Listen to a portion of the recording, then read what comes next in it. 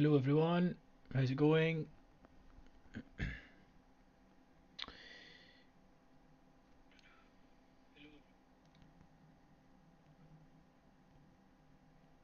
What's hanging? How's everyone's Monday been?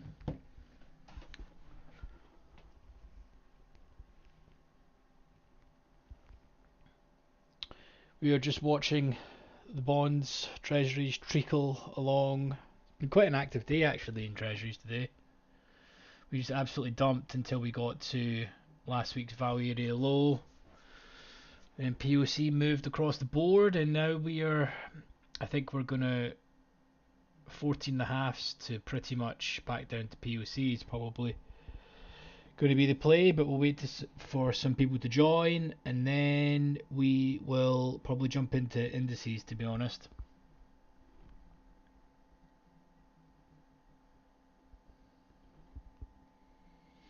but yeah, good Monday session. I think we made like 5 ticks on Ultra, 5 ticks on 30-year bond, and I think four, four on the 10-year. So relatively good session. I mean, it doesn't get any much better than that for a Monday, considering there's not really any news. Now we're just right bang at. I think we're pretty much just at POC of last week now. So how's everyone doing? Did anyone take any trades today?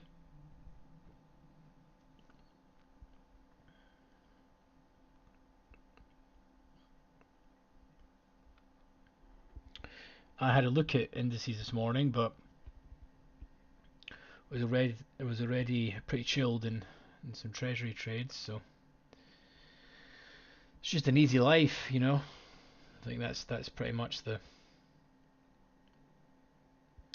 I also changed this as well so that it's got the it's red for selling and blue for buying, which is quite nice in the eyes. It's quite we see that. I need to get out more. Neil, how's it going, buddy? How's your weekend? How's your weekend, dude? Did you trade today? And did you get your Apex carry on sorted?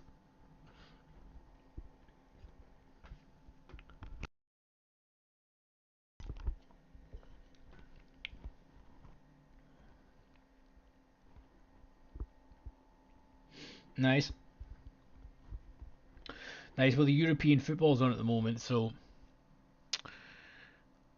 actually, let me check what game is on this evening. Hey, John, how's it going, buddy? Nice of you to stop by. I'm just going to see what football's on this evening. Football fixtures today. Um, Let me see. Yeah, France against Austria this evening. Kicks off at 8 o'clock my time. Hey, dude. How's it going? Now, I'm assuming you guys. Do you mind me starting with the treasuries? Um, can it's not exactly the most exciting product for people to watch, to be honest. You keep trying to pick the top on ES. Yeah, we'll bring up. Let me. Yeah, let me bring up. Um, Let me bring up our normal ladder then. In fact, we'll need to close that. I'm completely done trading this, am I? Yeah, yeah.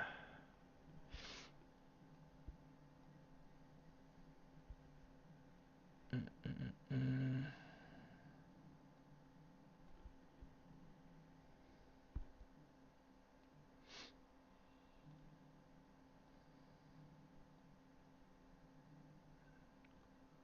Oh, nice. NQ's just broken. I think it's about time we change this back anyway.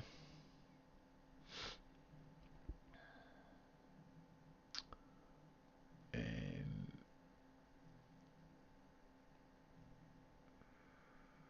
think it was at 0.01. Ah, fuck this.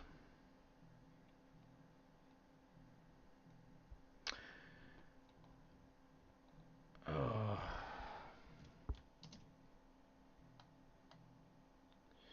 Now, what could be wrong with this? We just rolled this over. Do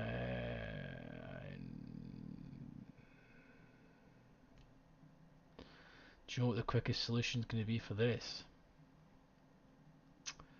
To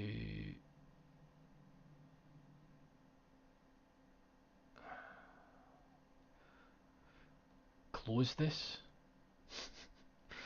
and then just duplicate this. I've been meaning to do this for a while, to be honest with you. And then we need to go to display.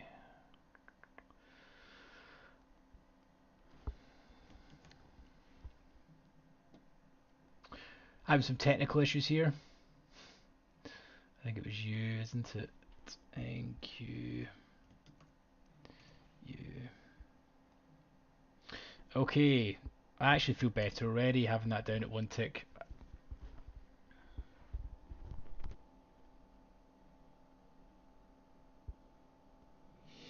Nice. Yeah, I had that combined, but to be honest with you, Sierra's combining of it sucks.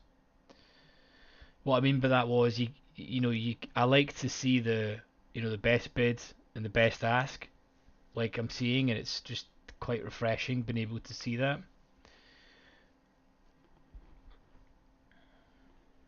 So Sierra's, I know they're working on it because there's been a lot of, I wouldn't say complaints, but there's been a lot of suggestions on their end, to try and fix it. To be honest.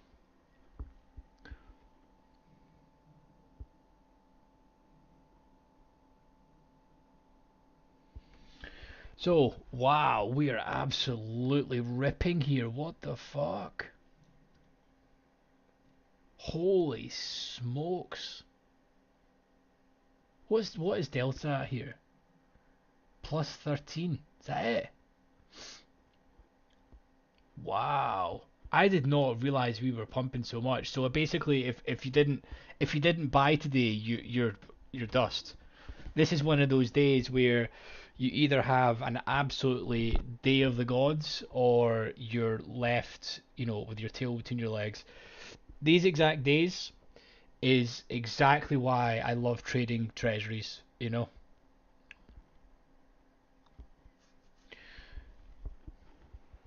Wow, look at this. It's just been continual buying as well, and it's not even been. Jesus, it's not even like a small grind either. It's just mooning. Where are we here? Let me bring this up. This is crazy. And also we're at rollover too, so it's all out of whack. Oh man. I take it just because I've done rollover and stuff, like people should not really be trading this. We've got no levels anymore. This is just, it's in absolutely no man's land right now. Wow.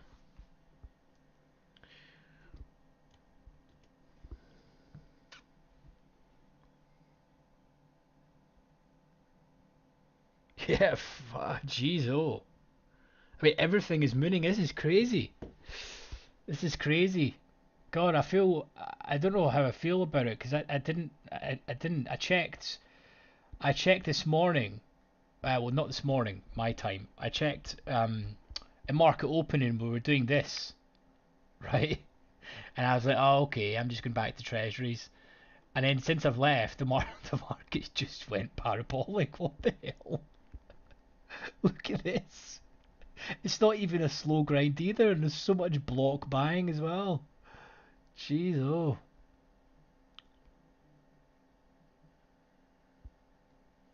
This is way, way past all-time highs, right? Like just because I've not got enough data here, but we are way, way past this, aren't we? Right now.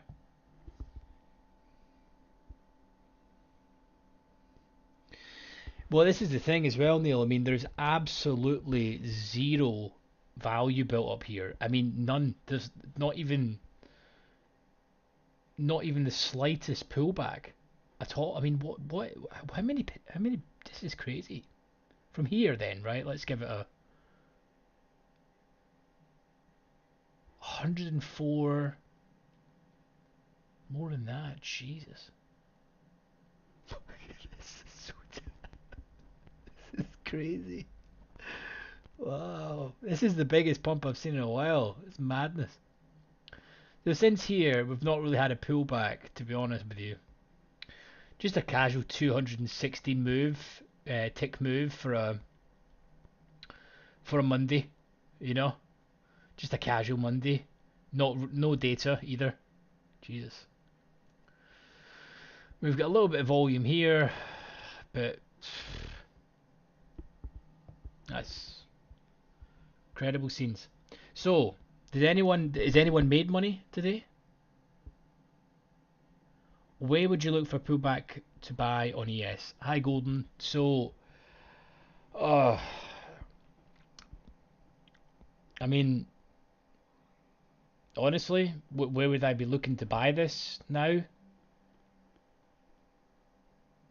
Um, I wouldn't, to be honest. I just wouldn't. It's going to need to maybe. I mean, if I was to, if you put a gun to my head and said I had to buy somewhere, there is some volume here, and I'd like to see how the price behaves here. But we are now, over the years and years I've been trading, these days don't happen a lot, and when you buy something or you buy a continuation, this is the type of shit that you hope happens.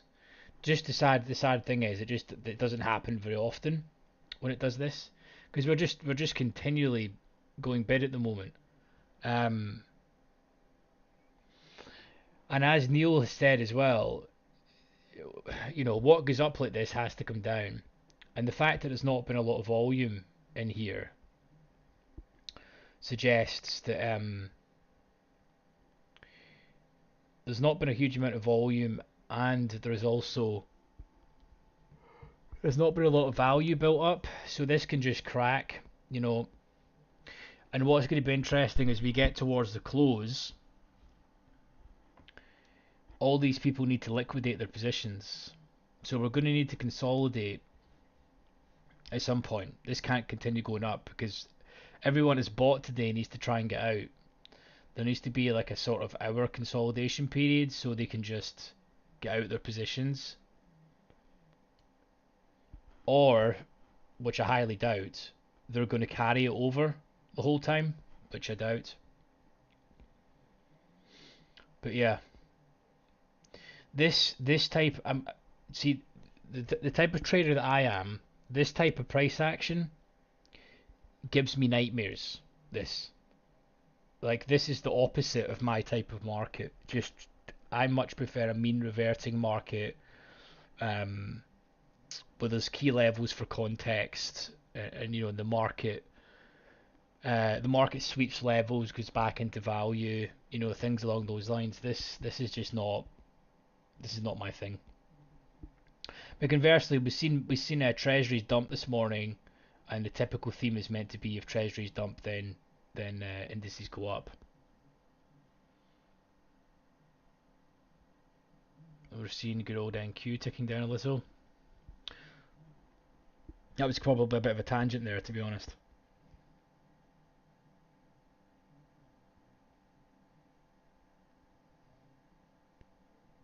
Oh, did you hold that? Did you hold that long or short?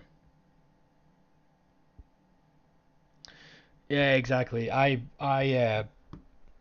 It's why I like treasuries a lot. To be honest, it's the average tick range on like the 10 year is like maybe 27 or something on a good day. and it really respects, previous week value areas and so on. So obviously, when you're offside, you can't just continually add because it doesn't come back like indices does. But yeah, this is crazy, crazy price action. It's good that we see quite some new faces in here today, which is great. You're thinking initial balance high, uh, golden, and get retested with nose of yeah. I mean, this would be the sort of ideal sort of level here to go bids, but that's like 100 points away. Sorry, 100 ticks away. Um, Clearly, this is the day where there's not that much buying as well. I mean, we're plus 13k delta. I've seen it a lot more than that. So this just looks like the offer has been out the way the whole day, and there's just been buying continuously. So continuous buying in a weak offer is this sort of price action. This just goes to show you what it can look like when the large firms step off. They basically turn off the absorption tap, pretty much, if that makes sense. Because this type of delta you've seen, and it's not like plus 30, 40k or whatever. This plus 13k could be taken away in 30 minutes.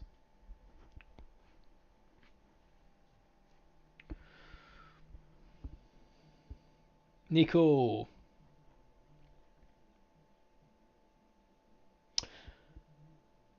Lewis, hello, buddy. Hello, hello.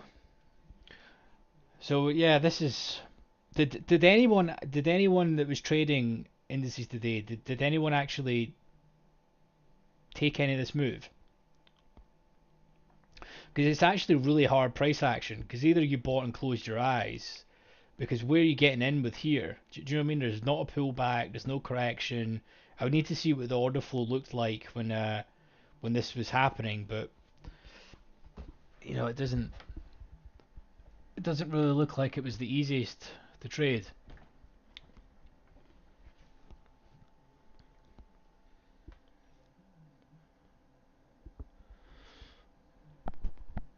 Yeah, you need to start looking at treasuries more, John. It just depends. I mean, it may not be your type of market. You need to give them all a shot, to be honest. Some people would, if they trade NQ and then they go to treasuries, they'll be like watching paint dry. I mean, seriously, I watched treasuries for about an hour today, and it was in a 3 tick range.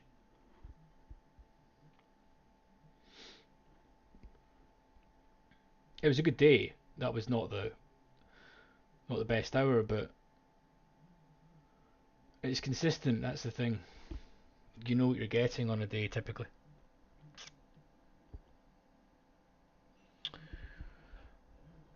This is the thing, DV. If you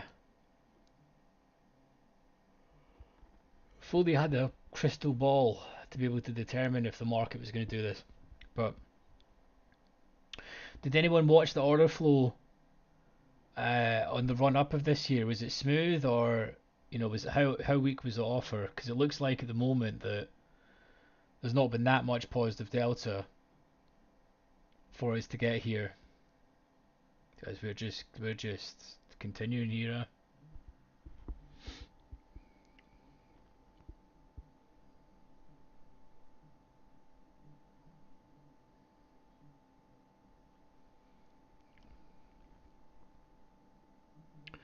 You feel a huge flush in the last hour, maybe or less, but the volume top side it's not been anything crazy. Yeah. Yeah, exactly. And this is the thing, it's rollover as well, so Treasuries rolled over a while ago too. So when you've got rollover, it's just everything's out of whack, the volume's out of place. But typically I would need to have a look at the flow, but what I would expect like this has just been an extremely weak offer all day. Um, Essentially the tap's been turned off, so it looks like there's just been reloading the bids, lifting. They've been reloading on the bids, lifting into the offer, and the offer's just not been really standing in its way, to be honest.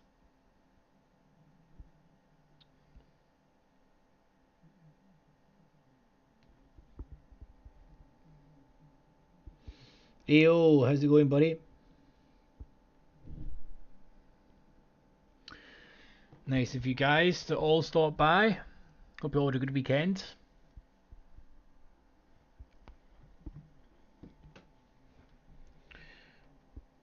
But then I suppose though, guys, I mean, we'd spent so long in this range, so we had to break out at least one way. And as you guys know, the stock market in general, if there's not really any news or anything negative massively, it just goes up, you know, because the majority of the world is long side only, so or buy side, which way you want to cut it.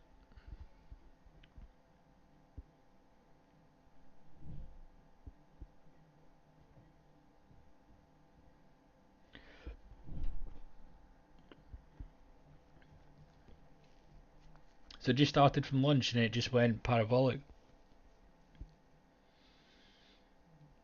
Yeah, I mean you can even see here they're still tempting here, and it looks like in a vacuum here where you can see this action and they're moving this up. Sellers are just not taking it, and that's probably the action it's been here all day. For sellers, in order to take this, you'd think they would just instantly take that full 100 like so, and then you need them to continue hitting into the bid, and then you want to see the bid being pulled. But that sort of consensus goes out the window when you are 200 plus ticks bullish. There's no point trying to fade this at the moment.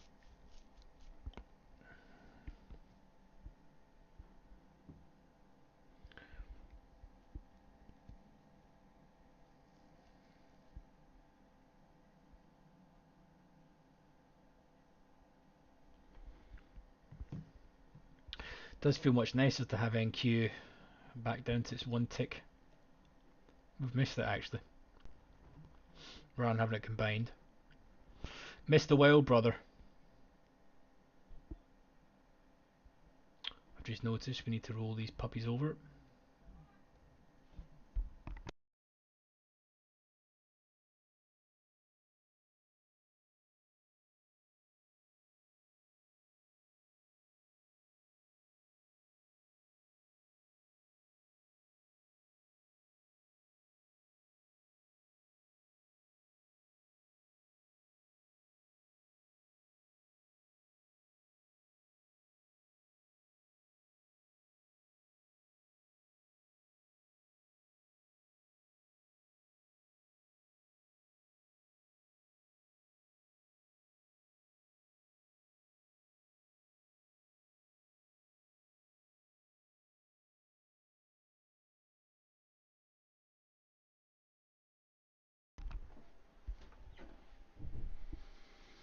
Mm-mm-mm-mm-mm.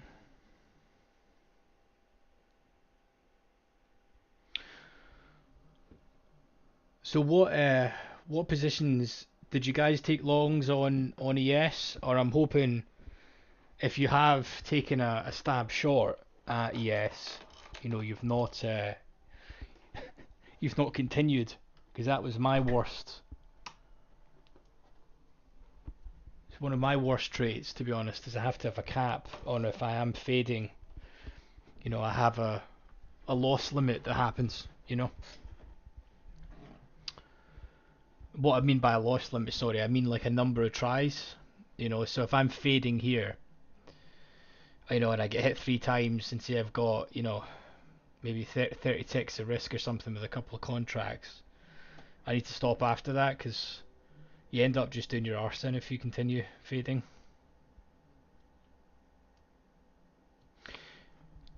Because these are the days where if you're not on the right side of the market, your account is dust.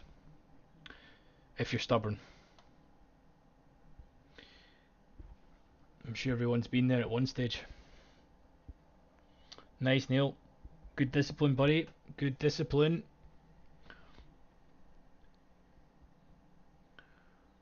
This is wild.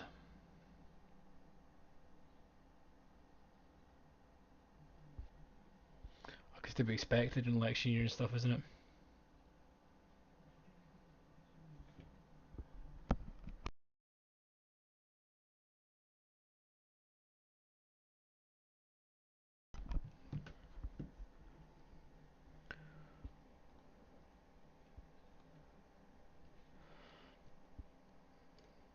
So where is everyone from? Let me know in the chat where you guys are all from and what time it is where you're at as well. See the disparity.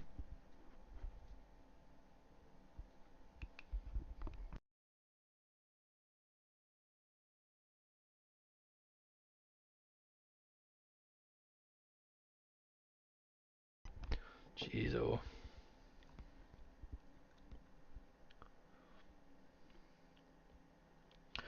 I mean, normally I would have said that would have been like a nice little, stop run, but there can't be any stops. I mean, whose stop is up there?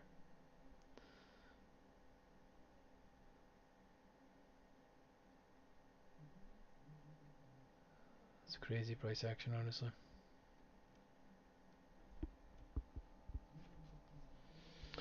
Poland, nice.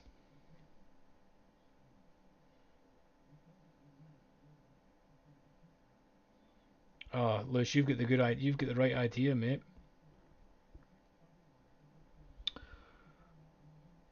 Nico is Germany. TV is London. Nice. Golden is Mexico. Lewis is depending on how the weather is.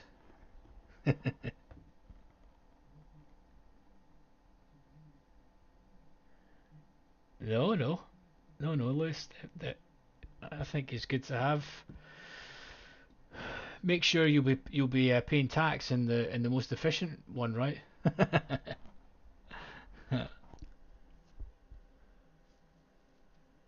You've got the right idea, buddy.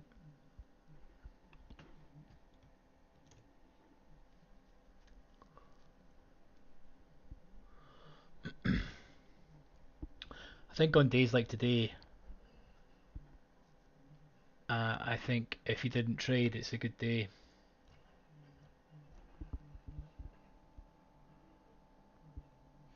Poland. Polska. Yeah, I've been to Poland before. Nice place, actually. Quality of living for the cost of it, I think is really really good in Poland.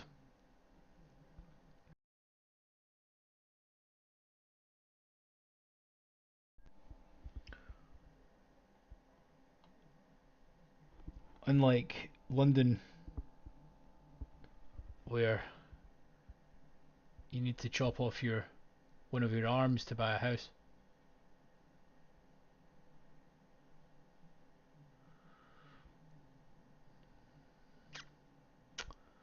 I'm from sunny Scotland. Don't know if you guys could tell by the accent, but it's actually sunny here today, which is great. I'm kind of melting because we don't see sun very often here. Look at this thing's top. Wow. Here we go. Would be nice to see this bid pulled and then just an almighty flush sell off. Would be great. Let's clear the DOMs.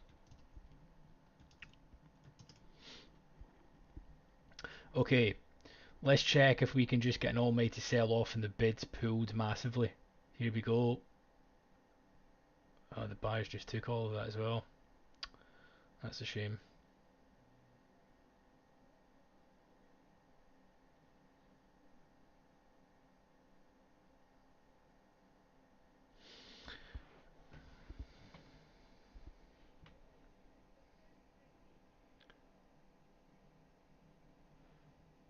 Pickleball.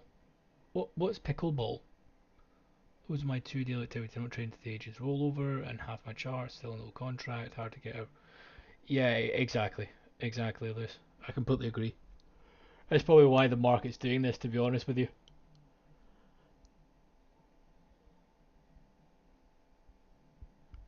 At the end of the day, I can't trade. Only been trading treasuries, which rolled over, um, I think a couple of weeks ago. To be honest, it moved over to the U contract.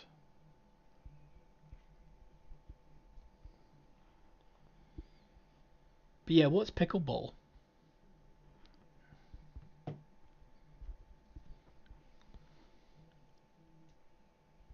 I need to move my mouse away from it in case I press the buy button.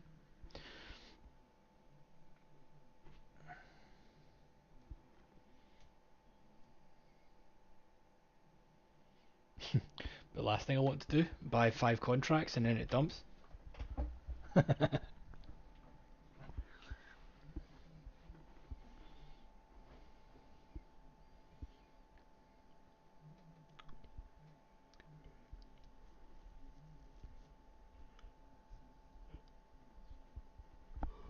We need to go to the 1 minute to try and see if we can find a pullback. Here we are. Look at this. Almighty pullback.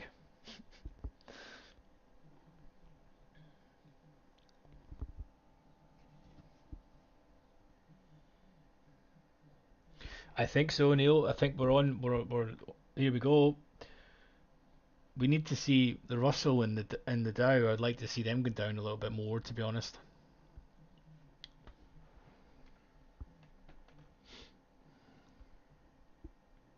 But NQ is ready.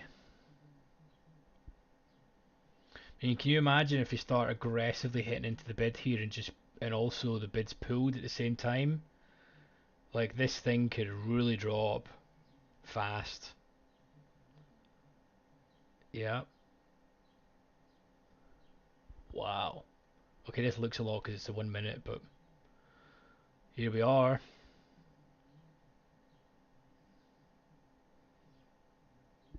Need to crack here. 52s.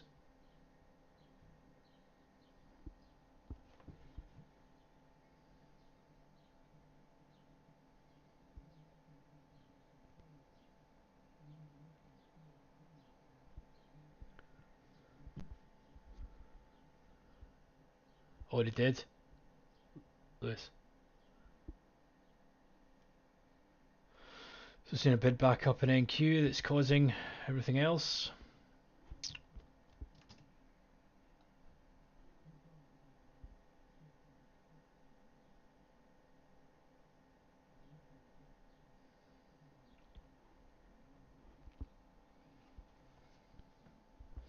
What do you use a squawk box, Liz?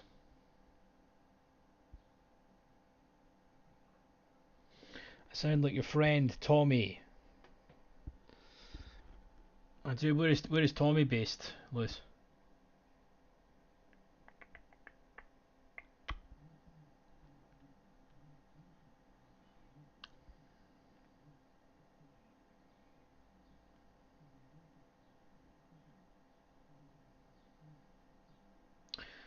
Look how thin the bid is as well.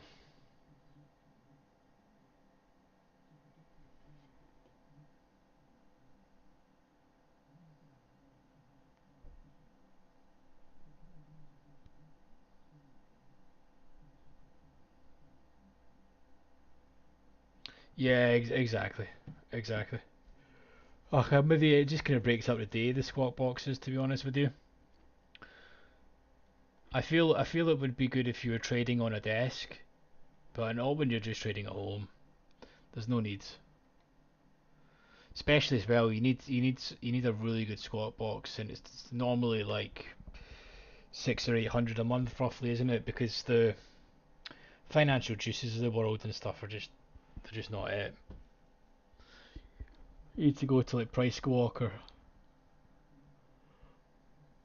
where it's more catered to prop desks. It's like everything. You need to go to when it's getting their data from somewhere. pretty reliable, to be honest.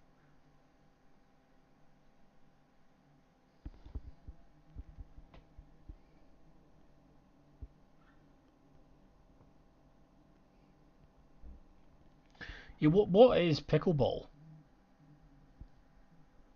I mean, I really like pickles.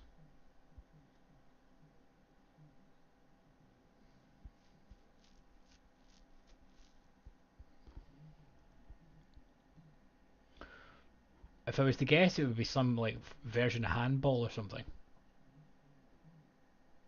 I could be off the mark there, but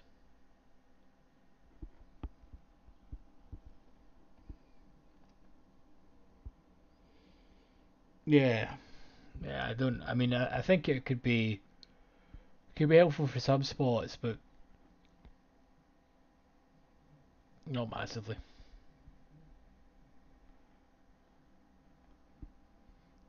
To be perfectly honest with you, all you really need is a depth of market, and some across the asset classes that you trade.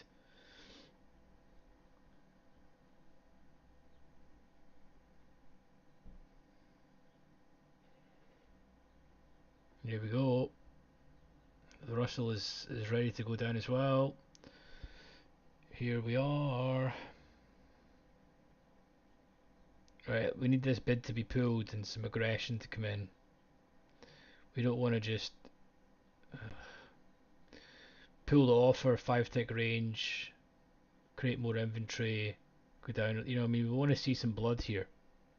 Let's aggressively some size come in, the bid be pulled, and then we go and reclaim the breakout level. How's about that?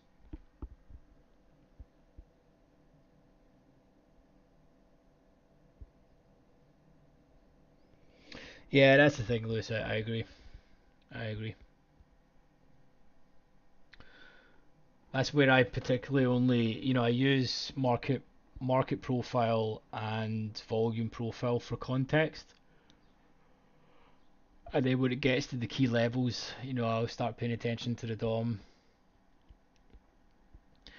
But ES is not an easy market these days. It's really thin for what it used to be. So it's even easier um, for market makers these days just to play with the price.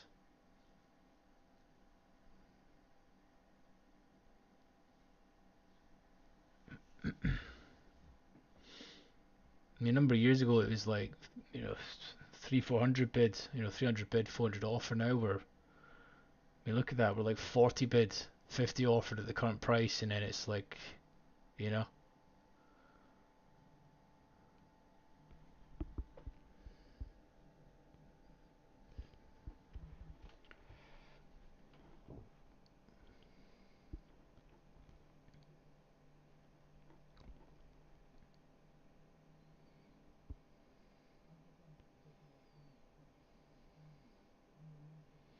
Oh, it's a version of tennis.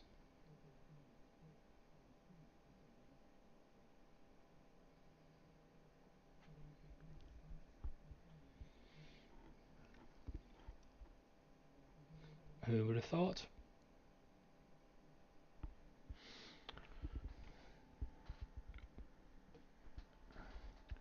Yeah, I typically filter my tape as well. Uh, Lewis, I only really want to see when there's sort of slightly bigger blocks coming in. I'm not really interested in 1 and 2 lots, but I normally have if I am executing on ES, I'll normally have up just an unfiltered tape to see the speeds, and a reconstructed one with probably 20 to 25 minimum.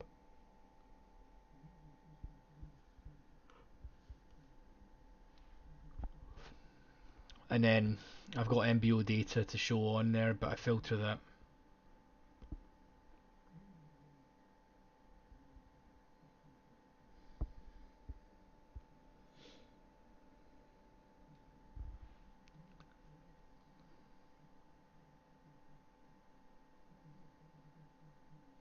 What would be interesting, to be honest, does anyone trade NQ order flow?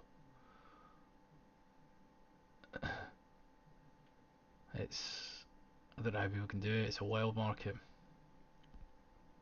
I mainly just use it for correlations, to be honest.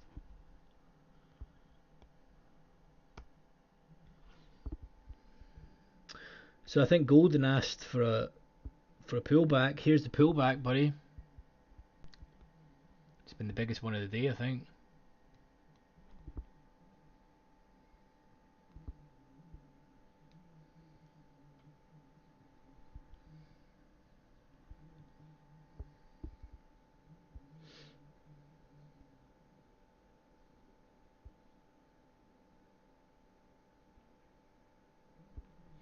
Five, 4, 9, 8.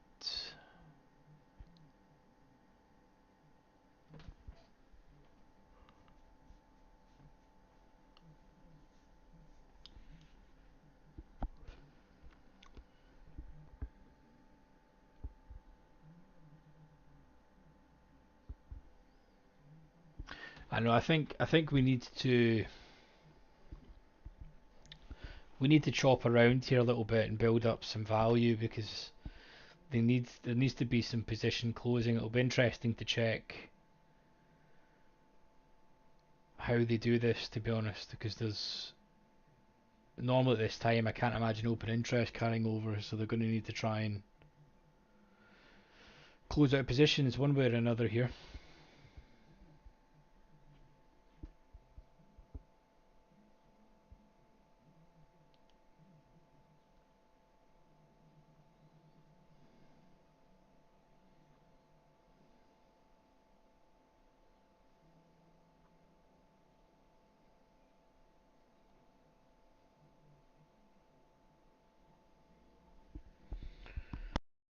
Yeah, let me know if you guys have got any questions about what you're seeing.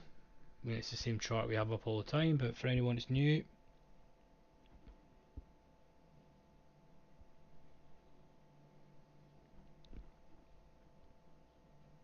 Also, what did you guys think of the OrderFlow Treasury series that we're doing at the minute? Has anyone got any feedback? Out with me potentially being better at editing videos? How's the content in them? Are you guys enjoying it?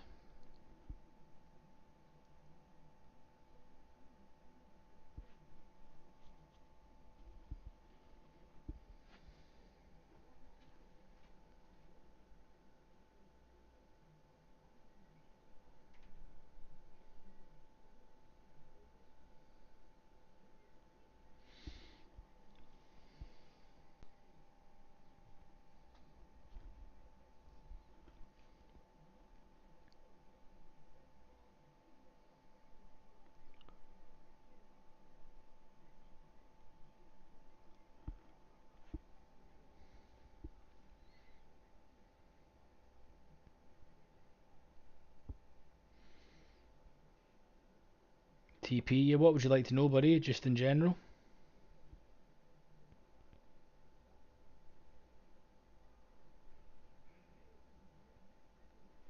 So Lewis, that's the live streams. That's just where we typically stream from.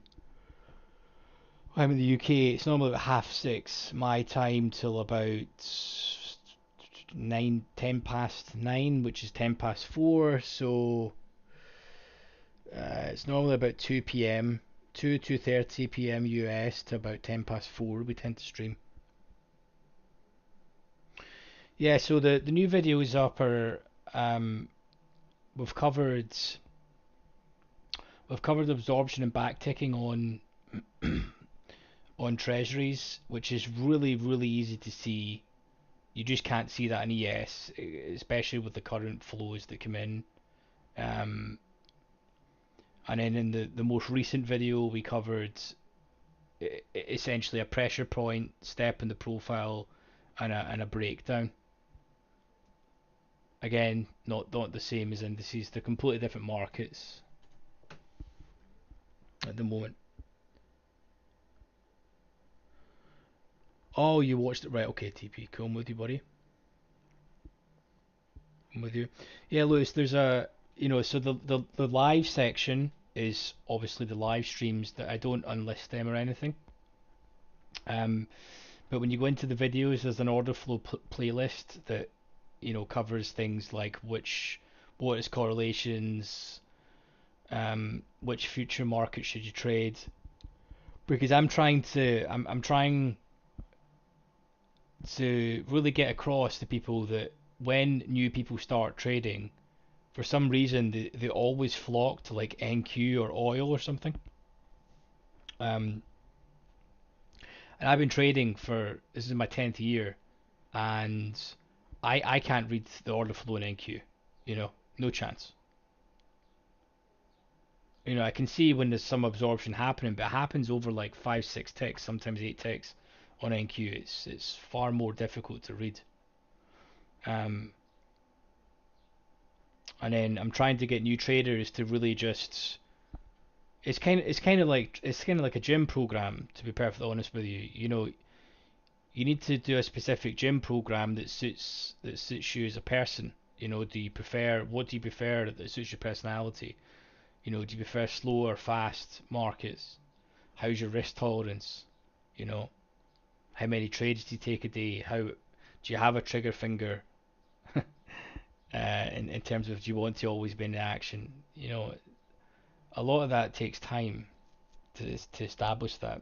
And I feel that everyone just starts with the craziest market because they typically start with a small account, and they realize they can try and trade one contract and run it for a day like today, where they make a ton, but 90% of the time the market doesn't do things like today, to be honest. Probably even more than 90%.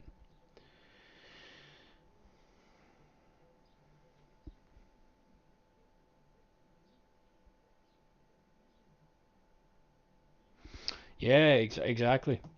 Exactly. I mean, I think depth of market is this is another thing too. Is I'm never going to go down the line of doing courses and stuff, as I personally think there's a big difference between coaching and courses. To be honest with you, um, by coaching is typically you have your trade journal reviewed, you look at your strengths and weaknesses, you keep yourself accountable, and you work through your good points and bad points. Whereas you guys have been here in trading for a while. If I tell you a triangle or a rectangle to draw, it's absolutely meaningless. You need to go through the pain and struggle yourself of building your own strategy, get a sample of trades to determine if you've got an edge, and then work at it from there. Because you need to know your levels to do business. Just because you can see depth of market and you've got, even Q positioning and full level 2 for the products, doesn't put you at an edge. You still need to know your key levels that you need to pay attention to, and the context of the day. So the context, like if I was to probably say anything, the day type and context is extremely important. It's probably more important than the strategies, to be honest. Because if you don't realize what market cycle or the daily context is, you'll end up mean reverting, for example. You know, and this type of day, I mean, as soon as this is a 1 minute, but as soon as the market breaks here, right? So say here, the mean reversion, for example, is no longer on. Once it cracks this level, because if you started mean reverting, you're dust. So you need to try and understand that.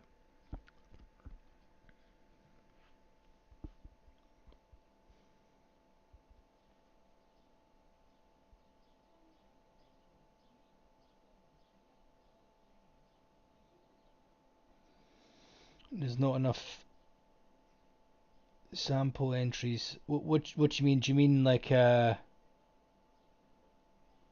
Yeah, so I suppose what I'll need to start doing, I'm trading every day. I should just record my screens, um, and then just maybe upload them or something, and we can maybe hold a different session or something along those lines.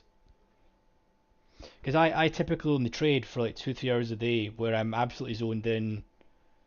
As you can see, it's 7:30 at night for me, so I'm done trading for the day. And the reason being is it's not because there's opportunities and stuff. It's just because I'm tired. Like after you've had a full day, you're never going to be your sharpest when you get when you get to this time. But it's a good idea, Para. I'll just record my sessions. It's good to have the content there as well.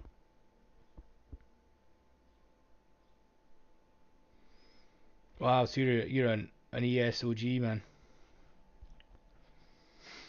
I like your style.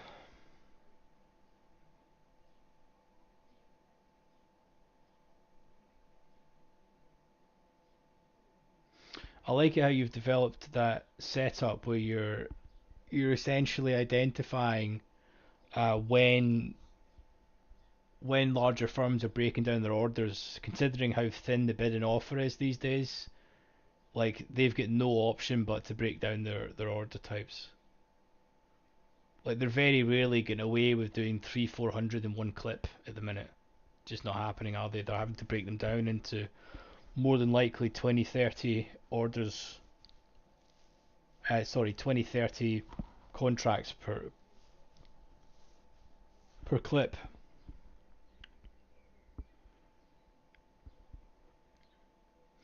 Okay, this could be the first time, so we've pulled back and now went up and we're maybe failing to break the highs, so this is the first time that's happened today.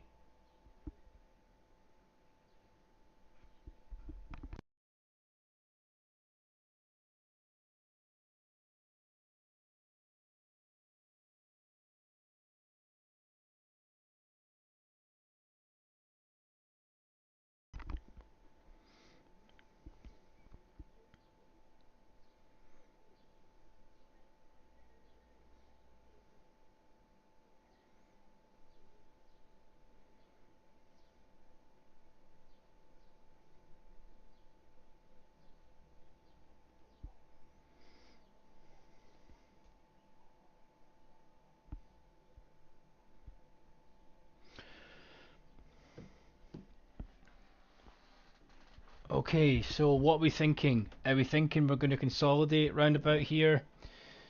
Um, and normally when the market does this, the next day when you have such a parabolic move, the next day it almost just consolidates around a lot of the time.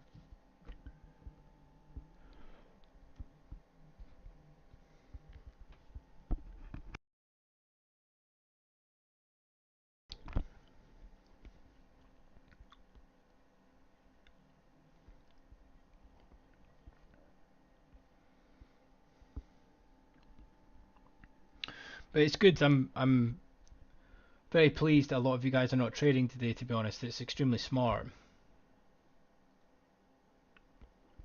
I feel a lot of people trade just because they feel they should every day rather than actually realizing the action. And like we previously discussed, today's price action is either you had a great day or a shocking day. Yes, happy Monday.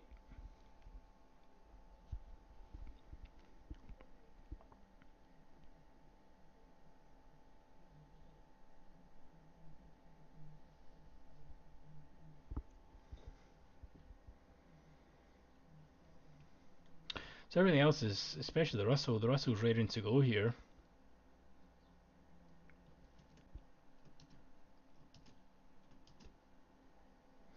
We want to see. Oh, there's just no way that we're going to go all the way back down here, is there? I mean, you never know, but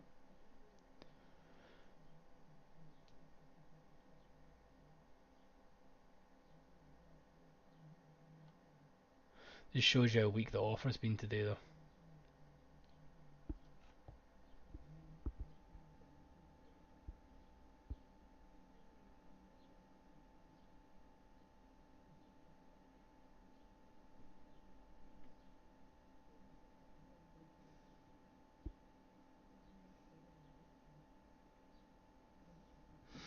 Yeah, I suppose in terms of that, where long-term investing, if you're just buying and holding, individual equities or the underlying indices or ETFs, you can't really go wrong, can you? Well, touch wood, but you're going for the sort of 8 to 10%, aren't you? But in terms of day trading, as such,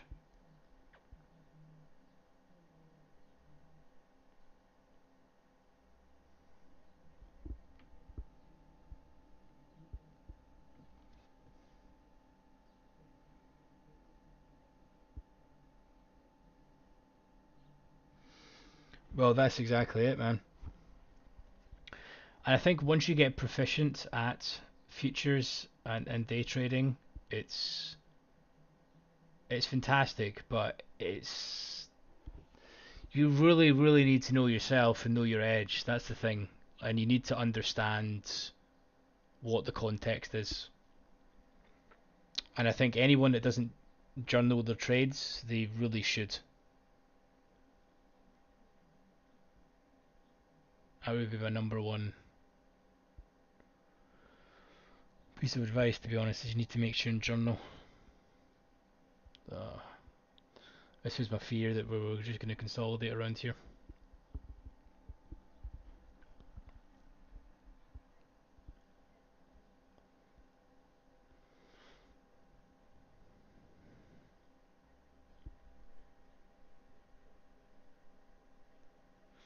Okay, let's see. Can we do something here? Or are we just going to sit in this 5-6 tick range?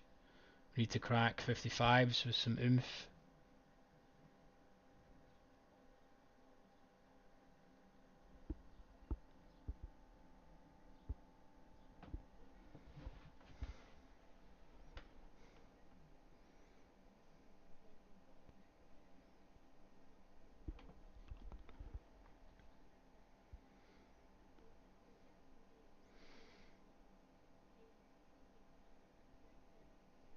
It's good that you guys in the US, you've not been exposed to like CFDs and stuff.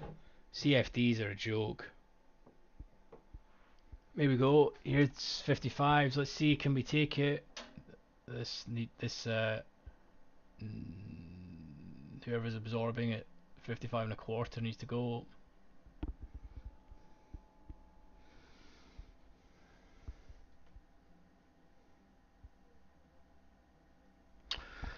Oh, good question.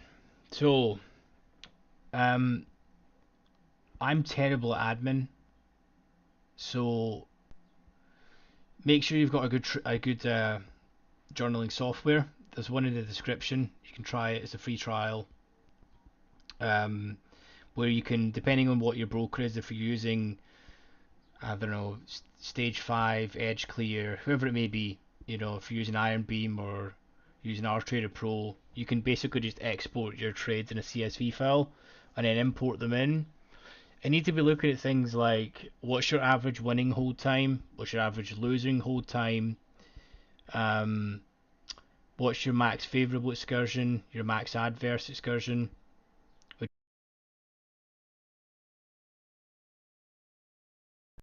which basically lets you know when you do win, how many points or ticks does it go against you, or monetary amount, which helps you track that. And then I wouldn't say to start doing this at the start, but once you've got a large enough sample size and you've been trading for many months, you should be noting um, how you're doing on days before FOMC or on FOMC days, for example, or high impact data points when they come out. How is your performance round about there? And do it over a significant sample. And just very simply, if you realise that you do your arson on days where there's high impact data that comes out, then you don't trade. You know. So, and the reason why you may be confident in your strategy and stuff, but when you do data and you have all of the when you have all that context and behavior on how you're trading as a person, um, allows you to think in the next 30 to 50 trades, or gosh, even the next 100. So it means that the next couple of trades, whether they're winners or losers, it doesn't really make a difference. And you also need to factor in the risk of ruin as well. What's your I'm not really a big fan of risk to reward. You need to make sure that it's not skewed, but risk to reward in a trade is dynamic. Um, You know, for example, say you've got a 10, this is just arbitrary, right? But say you've got a 10 tick target, and you know you're 8 ticks in profit, you need 2 ticks, and then say you're long as well, and when it comes to the 8 ticks, there is a massive amount on the offer, and you know the buyers are just not cracking the offer. You would just close it. You know, there's no point holding for that rigid 10 ticks or whatever if the market's not being conducive to what you're expecting, right? You know, either you set and forget or you manage, you know. Wow,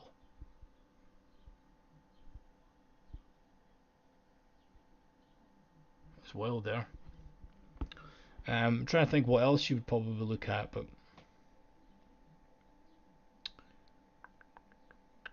yeah, another thing is going to be what's your, you know, maximum amount of losing trades that you typically take over a decent sample. What's your maximum amount of winning trades? What's your profit factor?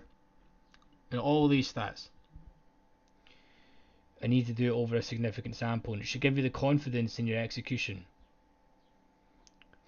And if you know that you typically only take 3 losing trades in a row over a decent sample, um, then that's good, because if you do take 3 losing trades in a row, you know that your fourth trade is most likely going to be a winner.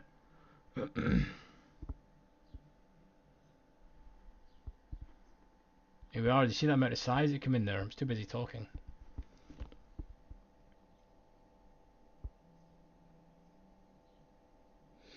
But yeah, well, that's pretty much it, mate. Hopefully that makes sense. A journal is basically, you know, it's your own behavior, and you need to know what it is. Because very simply, man, if you know you live and die by the data that's on the screens, right? And data that's on the charts. So why would you not want to know the same data about your own behavior when you're trading? Because you need to try and play to your own strengths. It's the same in any business, right? I would want to know that my team is playing to their strengths. Here we go. Can they hit here? Should be a little mini stop run if they go here. Come on, crack it. How are they just not taking that there? It's a shame. Here we go. See if they can.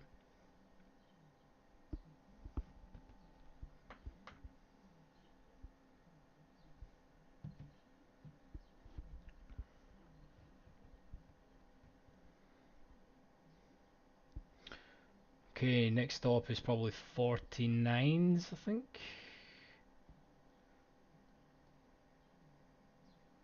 Yeah, 49.5 we need to crack.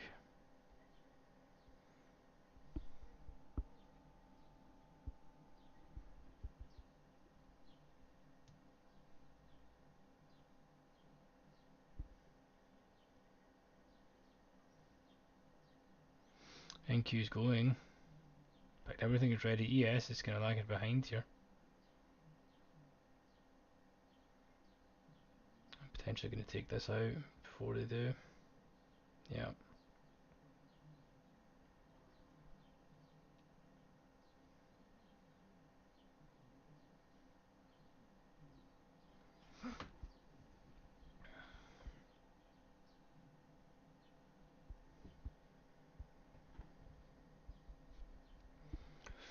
Because it was like a little mini low of the range there. So the market set, if you can see this, the market set here, right? And then we went bid back into the range. So people that bought, they would have had their stops below that was a little micro stop. So that was where if you notice when we hit it there was quite a number of contracts that hit when we broke that. Okay, so 49.5 is the next area. If we can crack this with some oomph, let's draw it. So 49.5, here we are. If it would draw, we need to take out this level. If we can crack it, then we are on. The selling is on if we can take this out. What we don't want to see here is the market to faff around and go back and consolidate and do all that nonsense. How far away are we from POCs? Oh god, there's not even a point. There's just no point. Point of control, it's not even a thing to do.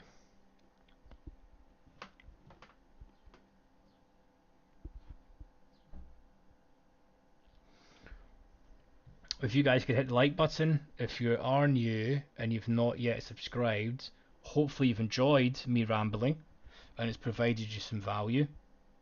If it has, consider hitting the subscribe button. That would be great. NQ is ready. It's trying. So I think if we do take out, we'll draw it here so you can see it on the chart as well. But if we can take out this here, then the selling is on. Until we do so, we're probably just going to rotate to the to this sort of higher volume area here. When I say higher volume, I mean the volume has at least been carried out today.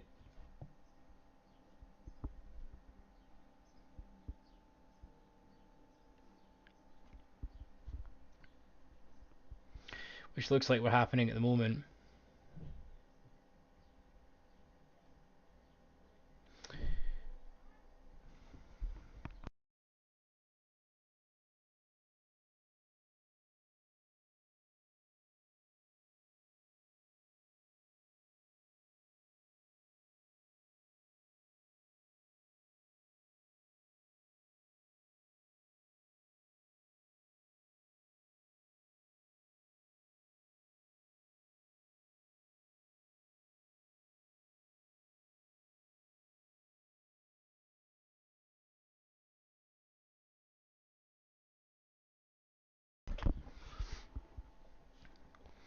So we have I would say probably another sort of option at the minute. The fact that we have sold off here, if buyers can reclaim, we'll just draw this out. But in general, if buyers can sort of reclaim here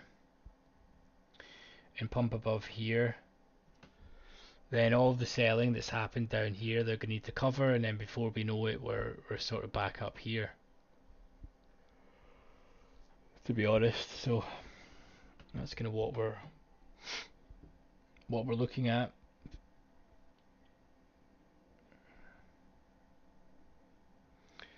Is all the selling, if sellers don't hold here and continue to press, if buyers do reclaim above the sort of 56.5, 57s, then they're going to need to basically stop out.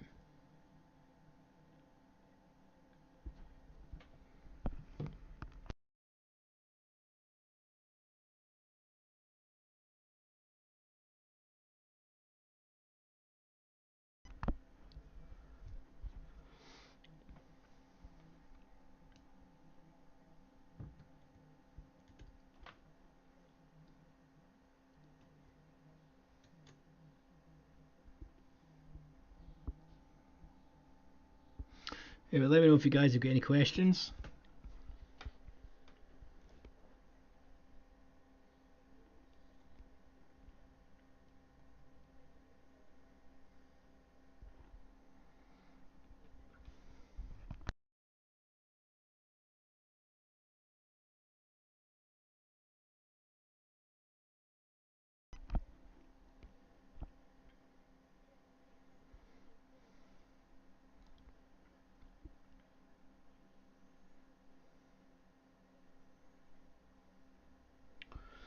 Now here we are.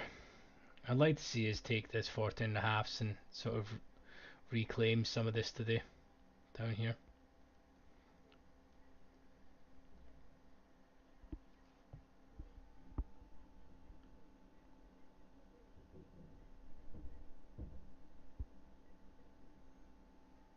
Oh, I'll need to check that out, Liz.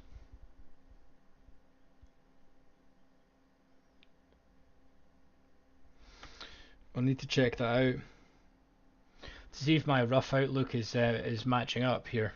But typically, what I'm thinking is more downside here if we take out if we take out these lows, and then if buyers do reclaim above here, then there's probably going to be some stops triggered up here, and then we'll be back up at the highs again. But until the market does anything in between, in between those two inflection points, we're pretty much just filling out the range, I suppose. It's pretty grim how thin the book is, though. I mean, look at this. 50 bid, 60 offered, carry on.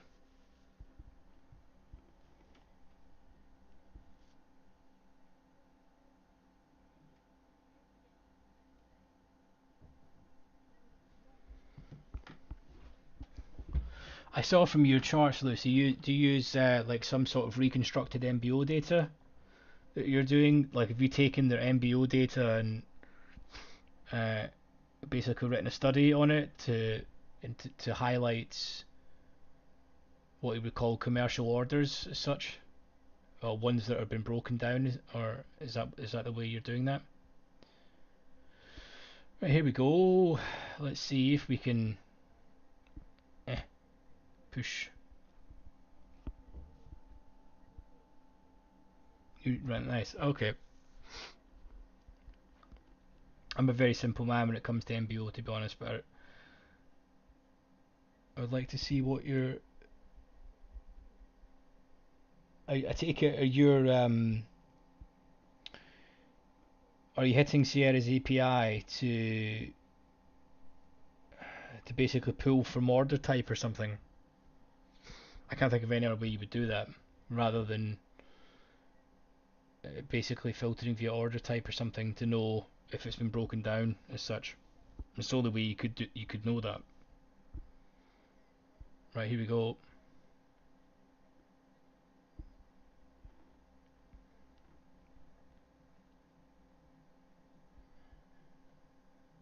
Look at this one, 9k, just 9k positive delta now,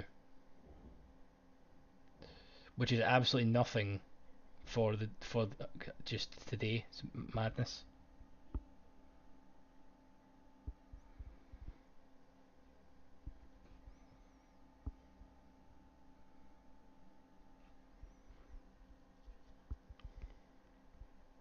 I mean, the market's 200 plus points, not points, sorry, ticks. I mean, how many points ticks is it exactly? So we'll just do it from the breakout here. So we're approximately 100, 200 ticks and 50 points.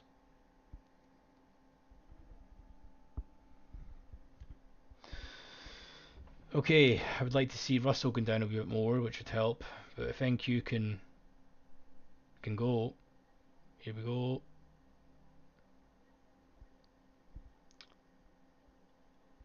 I think if we do get the sell-off that we're looking for here, I think it's going to be pretty aggressive, to be honest, because this is pretty much, one of the last line of defenses here on the bids. Because if we do crack here, and this goes, I mean, I know that you could call these volume areas, but geez, oh,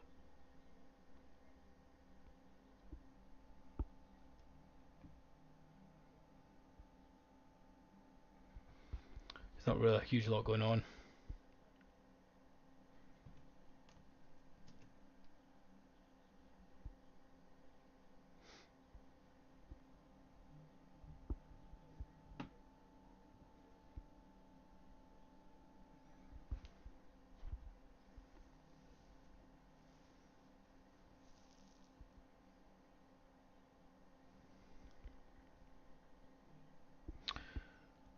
Sounds like to me I would take a stab at about 17 to 20 years. Lewis has probably been trading. Prox. That would be my guess if I had to.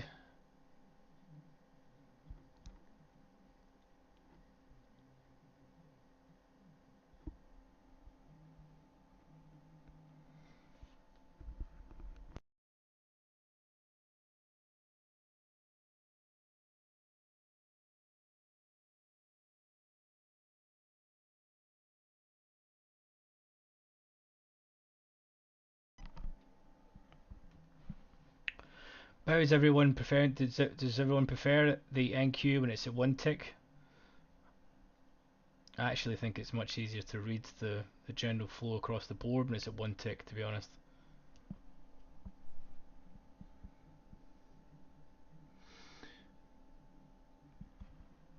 But what does everyone think?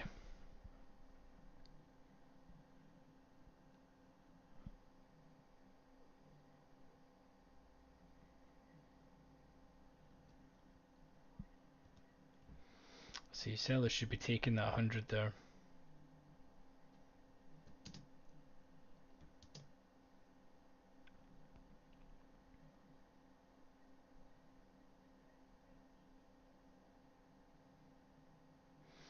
Pulled. Nice classic spoof there.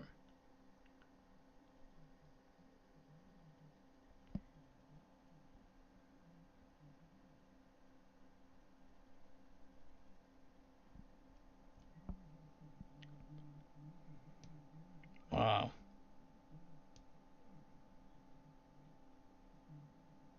Longer than I was thinking.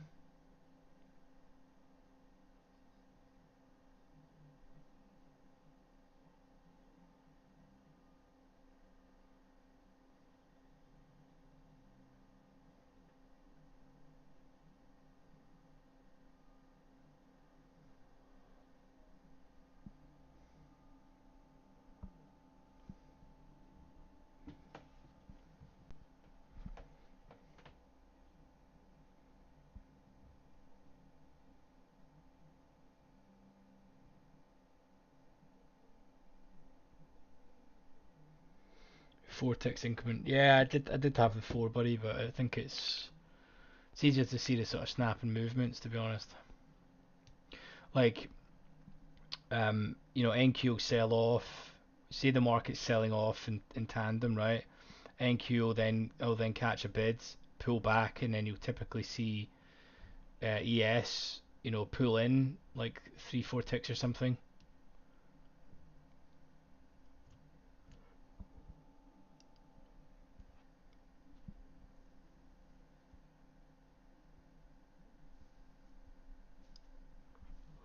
I think I might go for a happy medium with it maybe being 2 ticks or something instead of four, because the four kind of makes it a bit like ES, to be honest.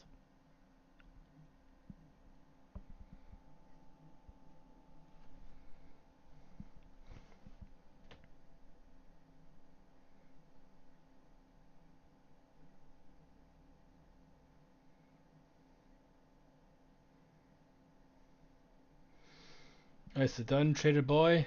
Nicely done.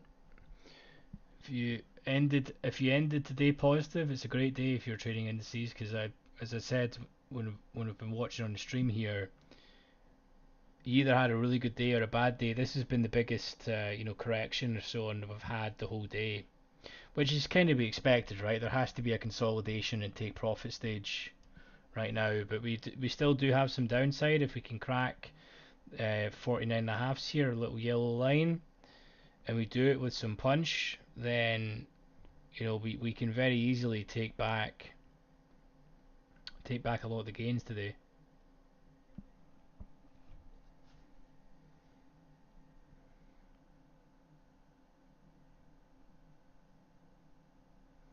Yeah, yeah, I'm with you, DV.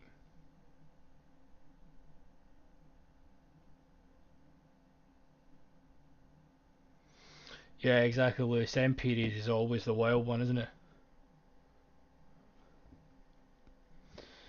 But yeah, it looks like, as I said, until we break above sort of 56, 57s or below 49.5s, we're just sort of balancing out right now.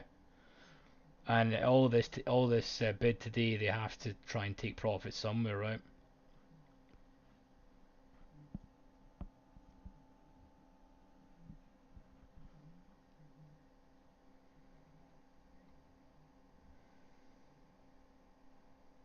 I mean, if we put this into its own profile for today, I mean, just look at this since lunch. It's just went complete one time framing. This is the first 30-minute period we've not essentially broke highs. So if we can take out this J period low here, which is probably going to be in line with 49.5s, to be honest. Then we could see a bit of a sell-off, but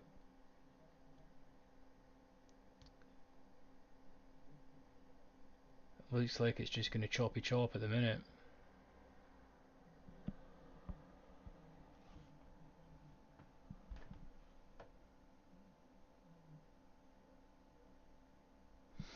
Yeah, I like your style, Carly. I like your style.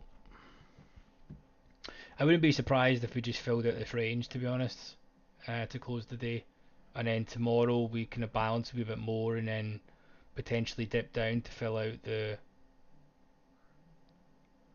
low volume area, to be honest.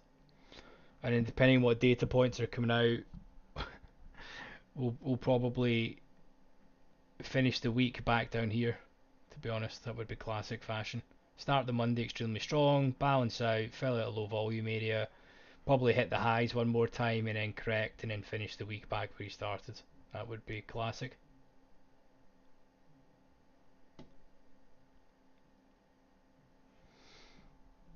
I very rarely nowadays go into the next day with a bias. I just sort of wait to see what the market's giving me for that day.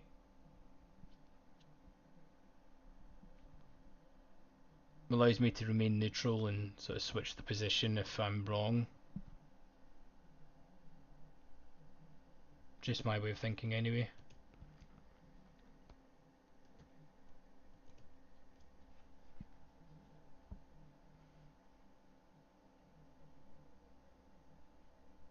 Shot 12 tickaroos so far, but only because you didn't trade when the market one time fair enough. Avoid that type of market like the plague. Exactly, trader boy. That's the way it should be, man. I mean, sadly, breakout traders, really got paid today, but the action's been so garbage the last 2 to 3 weeks, to be honest, that um, it just doesn't pay to be a breakout trader, to be honest. You end up getting stuffed majority of the time, or you just end up getting massively chopped up all the time.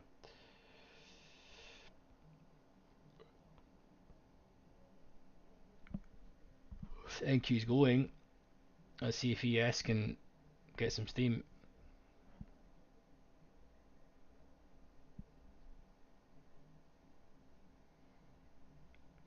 Note 49.5 to see how we behave if we do get there.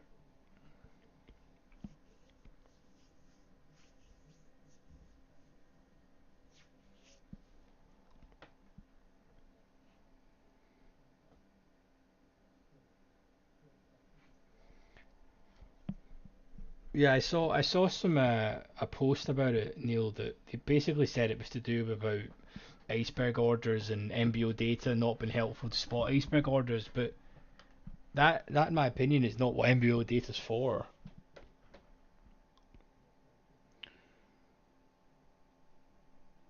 Like, it's there to give you a gauge as to where actual size is sitting, because I've got mine set for a minimum of 50, right? And not one of these order types here is initially sitting with greater than 50 lots, so when price gets there they can pull them. And when the market sits, with these orders for a long period of time, the longer they sit there, the less likely they are to be pulled. But I just find it weird that they don't advocate it. But I suppose you can have the theory where it's just another thing to confuse people, to be honest. But as I say, when the book is that thin at the moment, it's not very difficult to spot icebergs anyway. You don't really need to have MBO data or whatever to do that. An iceberg orders is just another way of them splitting up order types anyway. It doesn't really give you any massive advantage, to be honest.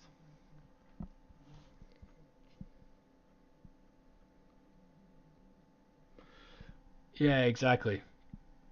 It's just loads of smaller orders, and then as an indication for me, if you get like down here, there's 15, 16 one clip at 40s and 39 three quarters.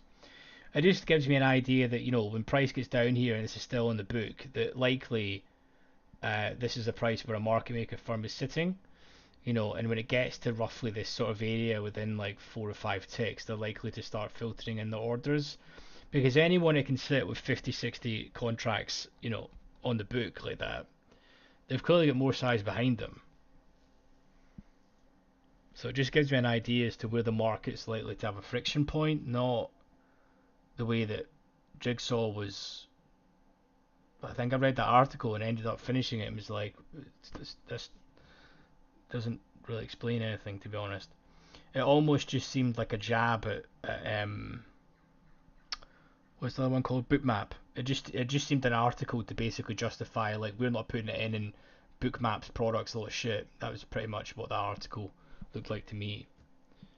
And to be honest with you, I do think Bookmap's a lot of shit, if I'm honest. I think they're um, them calling out buy stops and sell stops and stuff is just absolute guesswork, because stop orders are kept broker side, um, for integrity, and no one really knows when they've been triggered, and they are market orders, so they don't sit on the book. Limit orders are, but your stop orders for when you're getting out of a trade are not. But you can see it on the DOM when it blips through price. When you lift through price and it blips really quickly, it's typically when stop orders have been triggered. So you don't, and I think we've discussed this in previous streams, right? But the bookmap iceberg orders, you need to really change the thresholds massively. There's a lot of YouTube channels that stream bookmap. I've watched them, and no shade at what they're doing. I think what they're doing is great. They're providing people a solution to watch bookmap for basically free. But the settings that they have on bookmap they're just not correct, in my opinion. They're calling iceberg orders an NQ when you watch the DOM, and like 4 contracts and stuff that's been traded. It's a joke. But you need to have the threshold at a minimum of probably 50 or something on NQ, and a couple of hundred on ES. Otherwise, it's not even worth noting. Do you know what I mean? Does that make sense? And ultimately, in my opinion, when you get proficient at the DOM anyway, um, you can spot iceberg orders. And to be honest with you, uh, all an iceberg is effectively, a large player getting in on a broken down trade.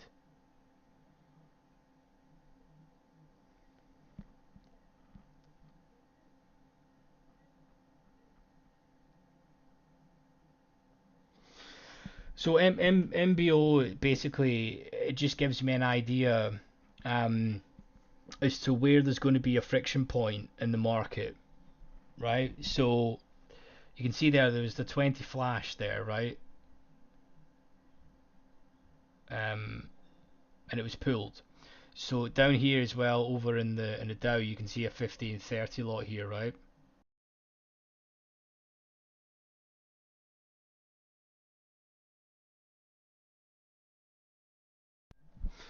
And this just essentially gives me an idea of, like, when the market does get here, we're likely to have a bit of friction.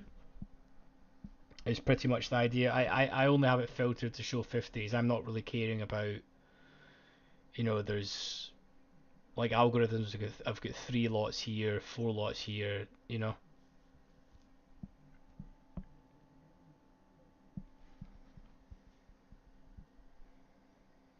But here we are, we're now bidding.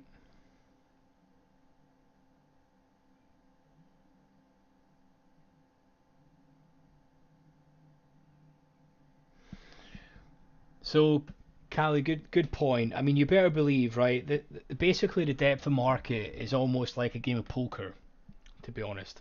I don't know if any of you guys have played poker before, but it's very, very much like that. And you need to put yourself in the shoes of large traders. Um, if you had, say, 5,000 contracts to execute right now, okay, and you wanted to be buying for whatever which reason, we won't get into the reason why you want to be buying, but say you wanted to buy right now, you can't just go in right now and go 5,000 market order buy because you're going to ram the market, away up here, right? And then you end up going to take out the whole book. You need to get strategic about where you're entering. So you'd maybe want to say like, right, whereabouts is the most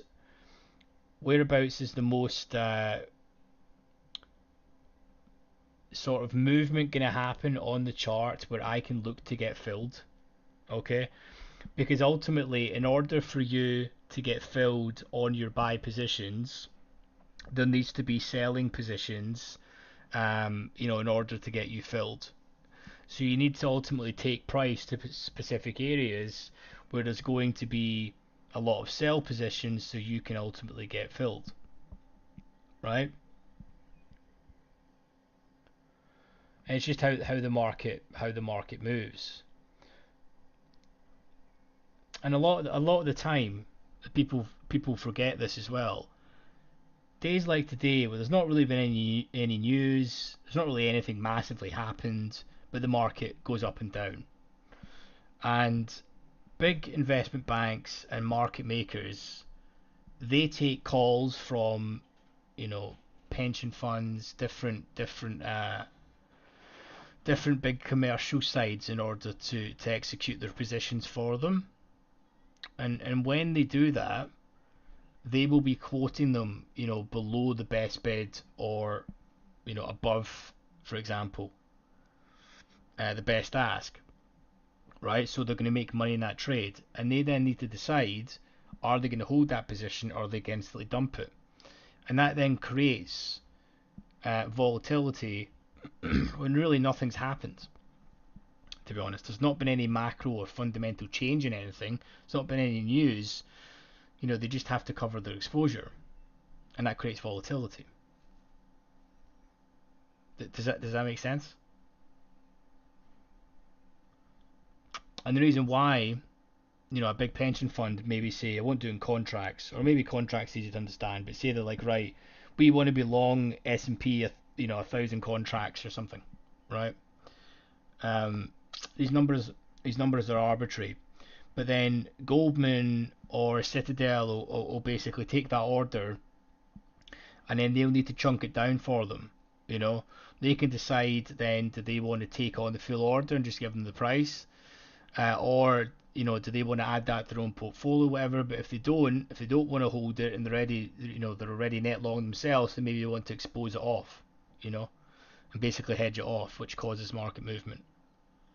So that's typically how the market moves on a day-to-day basis. Nothing really needs to be happening.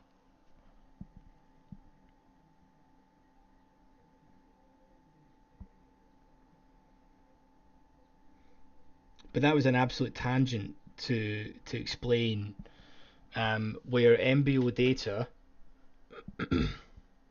effectively just gives you an idea as to where the market is basically setting a range as well. So when you see in an overnight session, when you watch an overnight session where there's not as much volume, they'll basically set the range. So they'll set, like, there'll be 50 here and maybe 50 down here, and then the market will just trade in that range, and then it'll likely go down, fill out the order one way, and then it'll just flip their orders, and then it'll go back into the range.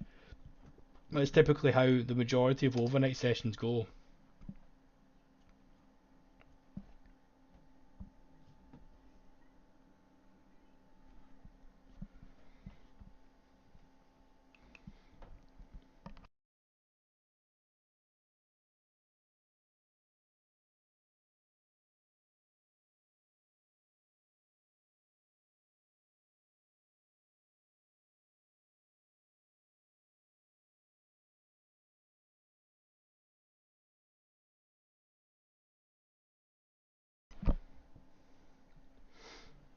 No problem.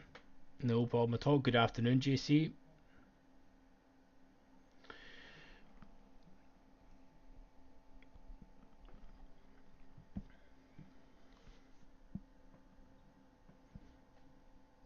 So you need to be.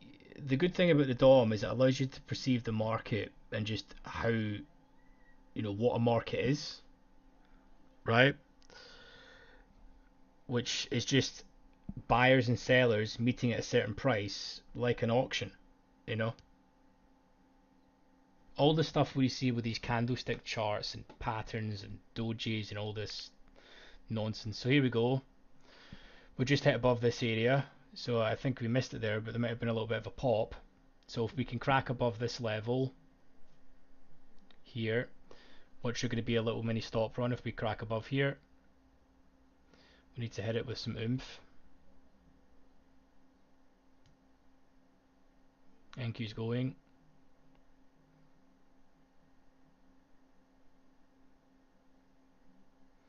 Here we go. And let's see how it behaves when we get to this these 60s, if they're going to take the full amount.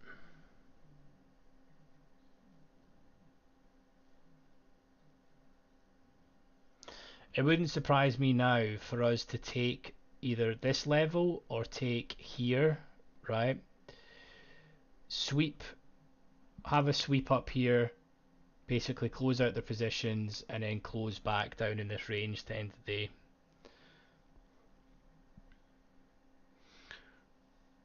So now they've taken that out, let's see if they're going to continue go bid. But in essence, there's an iceberg here at 60s. That was a good an explanation for the 50 lot there. Just gives you an idea as to where that's going to happen. There is some two-way happening here right now. So we've seen 500 contracts absorbed at this one price, which is where the 50 lot was. So some firm is basically happy to hold here on the offer. I mean, it doesn't get very much of this current liquidity. It doesn't get very much more icebergy than this, to be honest, at 60s.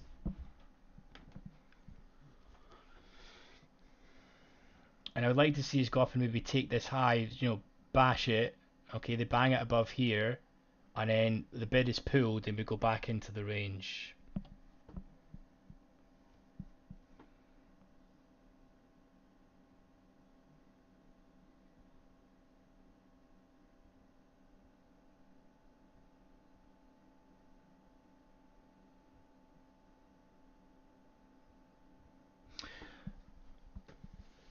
Shannon, so I think if you go on to if you go to the OrderFlow playlist, I cover a lot of stuff in there. There's a video. It says, gosh, I should really know what that video is called. What it takes to be profitable day trading. It covers a lot of the stuff I've just described. And we should maybe do an overnight session and sort of explain it how it works. But let's see what they do now. So in general, they've basically just hit the highs here. I mean, we could just go absolutely bid and continue to crack, but seems relatively unlikely considering we've seen a willing to at least sell off down here. But if you go and check out the playlist, Shannon, here's here.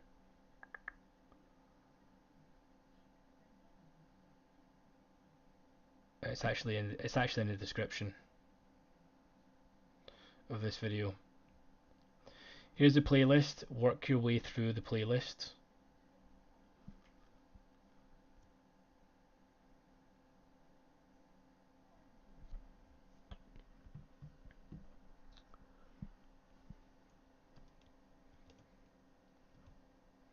And let me know if you've got any questions.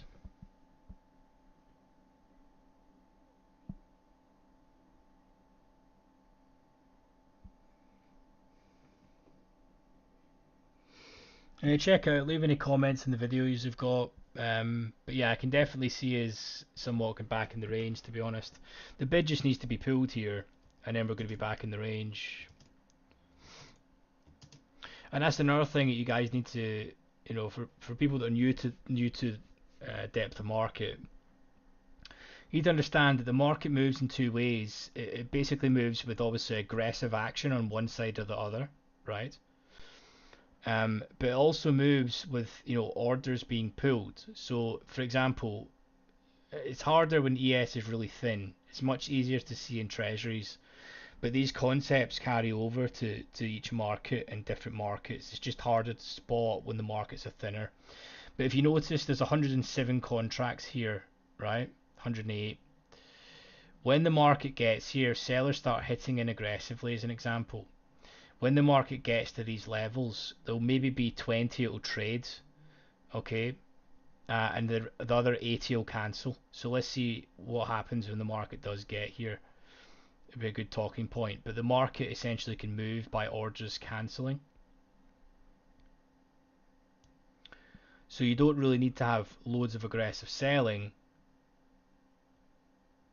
You can just have a weak bid or a weak offer in order to move the market. Now it is, so that'll be slowing down the DOM. Give me a little second here. How did this look at treasuries? It's just not moved. I mean, jeez, oh, it's literally not moved. No wonder we switched.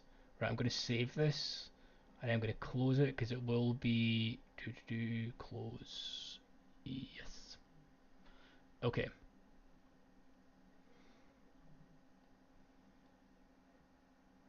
This is freezing a little. I think it's maybe just me, but could be my internet, to be honest. Yeah, it's definitely frozen.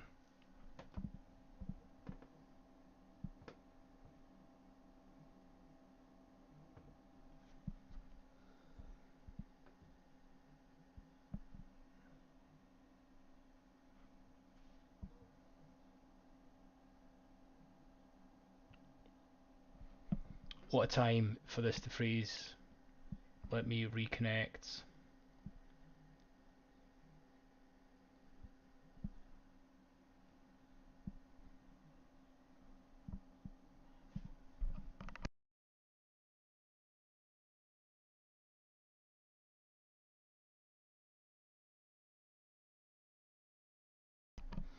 Excellent. I wonder if that was my internet. I thought it was. It was maybe my internet. That's the first time Denali's crashed with that in a long time.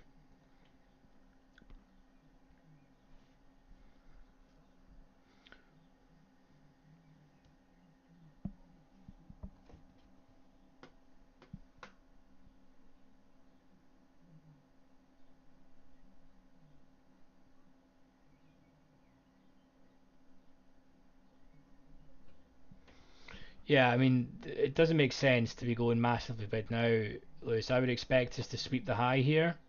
So we want to see if we can sweep the high, um, and then essentially pull back in the range. But you know how they always do it. This is the hardest part for me about ES. So you never know how much they're going to bang it here, right? So when the market was this close, I drew this line just as an example to show the stop run. But when the market's this close, I would want to wait. Not saying I would trade this right now, but I would want to see the market go up and sweep. I mean, NQ is already going. You'd want to see the market sweep up here. We see absorption, then we want to see the bid been pulled, and it will pretty much crack quickly.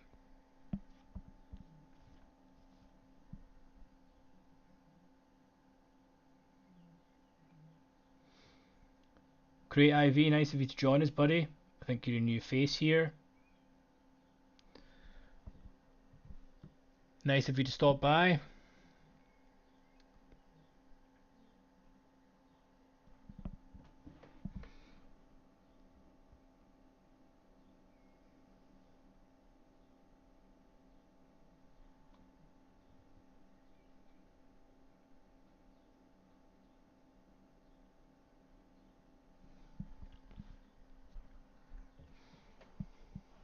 And I hate it when the market does that. It just doesn't go and sweep that last few ticks before going. But I still think that we have to. I would like to see us having a sell off, to be honest.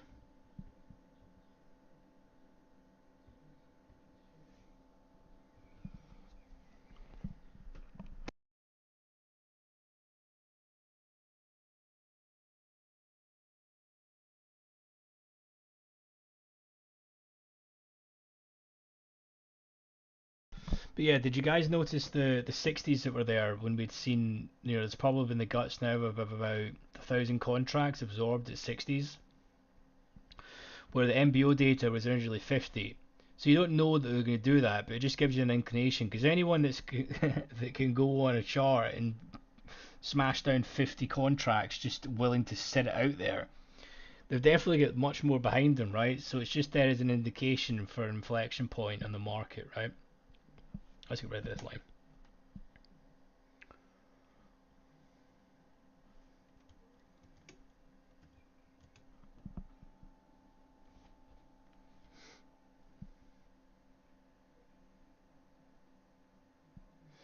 Thanks, Lewis, buddy boy. Thanks for stopping by, man. Nice of you to join us. Hopefully you enjoyed the stream, my friend.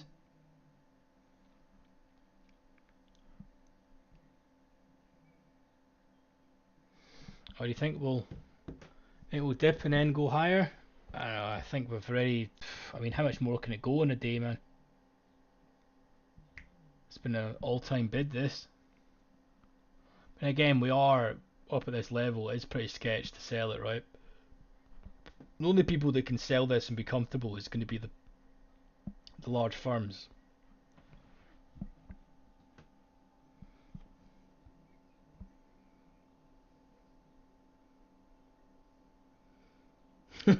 Yeah, Liz, exactly, exactly. It's not that though. When they plant 200 and then pull it, they do that a lot. It's like they're testing the waters to see how strong the bidder offer is. So they flash 200 on the offer, and then, for example, if buyers don't take it all, they pull it and then start aggressively hitting in. And it's almost there as like a test, because if buyers are extremely hungry for liquidity and there's 200 on the offer in one clip, they should be gobbling it up, right? They almost do that as a test. And 200 contracts, these boys, is nothing. I mean, Citadel is trading like 500 billion a day. It's crazy. Of course, that's not just in futures, though, right? That's across every different market and products, but still.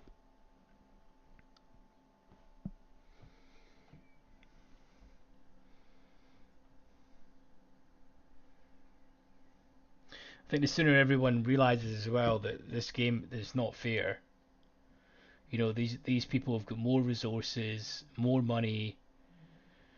They've got some of the smartest people in engineering and computer science and maths competing against you. You know, and sadly, a moving average cross is, I'm sorry to say, not going to cut the mustard. It's not 1970 anymore. And sadly, a lot of the things you see on YouTube where dudes are like, an extremely simple strategy where I made 2,000 and went to the beach, you know, sadly, it's not true.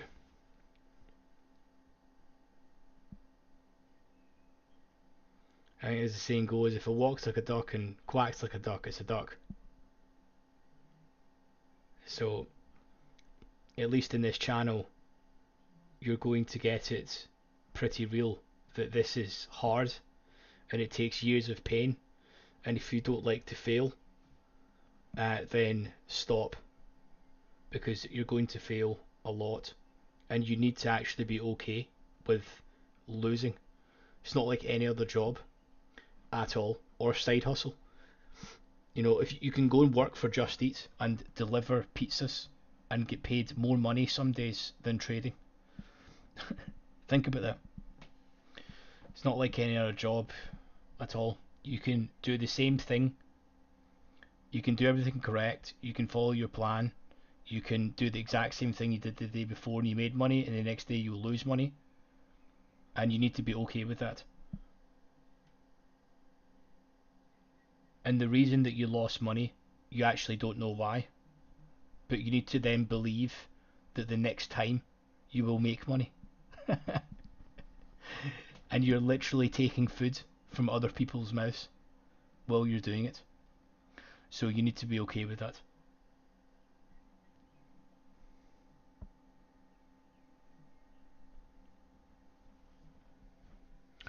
So look at the thing here. They're like, woohoo, let me plant my 50s. Let me see.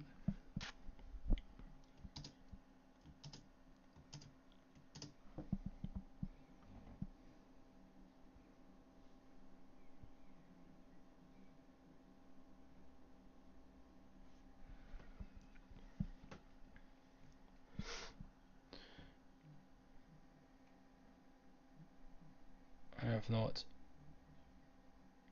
popped this in the chat yet, but for anyone that has, I should be a motivational speaker. Oh, really? Jeez, oh, buddy. Didn't know about that. Don't know about that, man. So here is my link to Coffee. If anyone would like to support the channel, I will pin it. No obligation, of course. If you feel we've got some valuable content, helps me keep motivated to continue show up here and rant for everyone. And I hope that if you guys show up here every day too, we can grow together.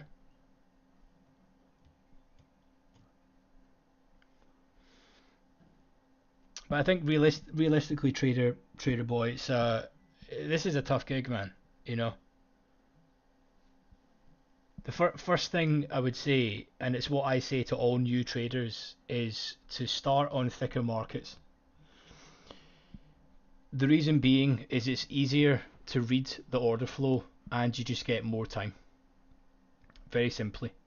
If you find them too boring, do them for a month, learn what you like, and then go to markets that you're more suited to.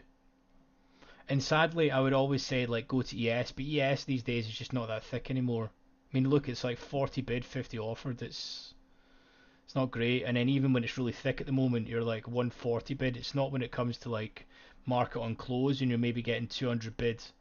You know, it's not the same anymore.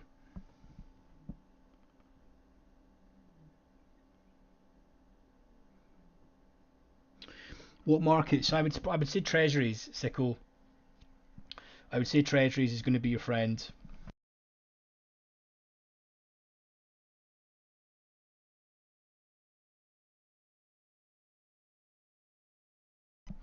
And the reason why I say treasuries is I closed the charts, but in the whole time this stream's been running, treasuries has been in a 4 tick range, right? So it's impossible.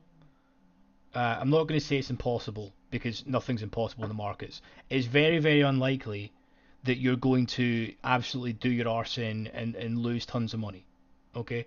Just because the thing moves slower, so much slower, right? And instead of here where there's, this market's just moved here with 26. Look at these orders been pulled here, you know, 26 cleared that one price. Look at all this now. They're now aggressively selling it into the bid. There's an order here that's holding. So note all these orders. I want to see this for a great demonstration point. So these 50s are here. Let's see how it reacts when it gets here. But notice these orders was 140s. These have just been pulled. Okay, the POC's now just moved up here. Great. But for example, the 10-year note, a 10-year note, Sicko is 4K bid, 5K offered. You know, 30-year bond, you know, at the moment is pretty thick, so it's like 1.5K bid, 2K offered, for example. So it's pretty thick. And with thicker markets, you get so much more time. And in terms of, I'm talking, when you click on a limit at this price, right? You've probably got like a minute and a half, 2 minutes before you even filled, and you don't enter treasuries at market. You enter at limit. You know, if you get a good queue position, then you're instantly 1 to 2 ticks. It's the best tick to commission ratio on the planet as well. So completely different markets. I would always, if I put it this way, right? If I was to start a prop desk right now, okay, and put my own capital into it and got traders in to trade and train them, and ran through everything, I would have them on treasuries, 100%. They would not be touching. They would not be touching indices. And even the sign of mentioning NQ, I would be like, you know, go and cool down, go for a cold shower.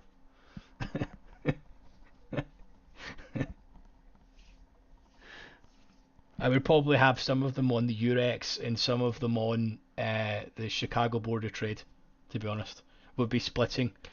I would have some of them trading the European Open for the Bund, Bobble, and the Shats, and the would then be trading the afternoon. Would be trading US Treasuries. That would be my setup, and the reason being is your upside and downside is capped massively. Still have a really good day.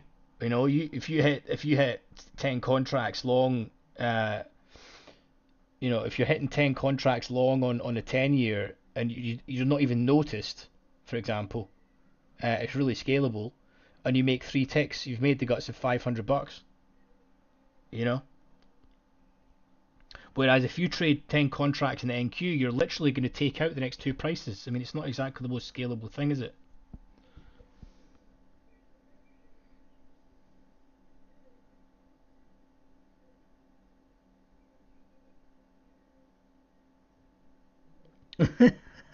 Make a grown man cry. Fucking hell, buddy.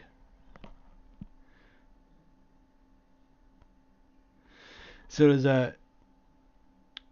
Well, it's not meant to move much, bro. That's the point. You know, it's not meant to move much. You're talking. So your ZN is the 10 year. ZF is the fives. ZB is the 30-year bond, and UB is the ultra. UB is the most illiquid one, and I have the 4 of them up for correlations. You can get away with the 3, but sometimes I add in the ultra as well. I think I took like 14 ticks out the market across ultra, the 30-year, and the 10-year today, and I think I had maybe 2 ticks of drawdown for those trades across the board. Like I couldn't do that. I honestly couldn't do that in ES. It's not possible.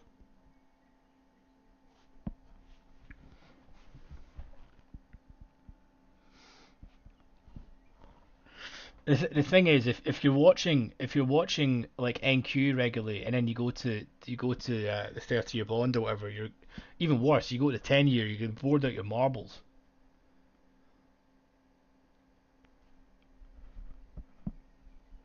But it's just consistent. That's the thing. Like normally the 10-year pretty volatile days, like 30 ticks. Seriously, that's a volatile day in treasuries.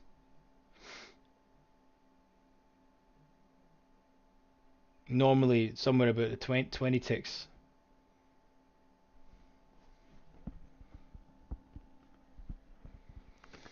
Not that I'm advocating everyone do that. You know, you may not like it, but what I'm meaning is, it just allows you and teaches you patience.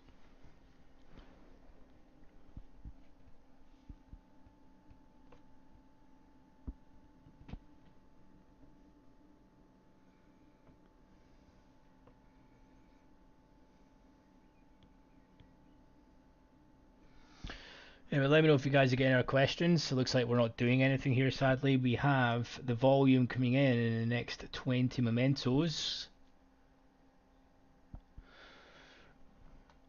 We might change this to 5 minute now. Let's go to 2 minute. Let's just be slightly different.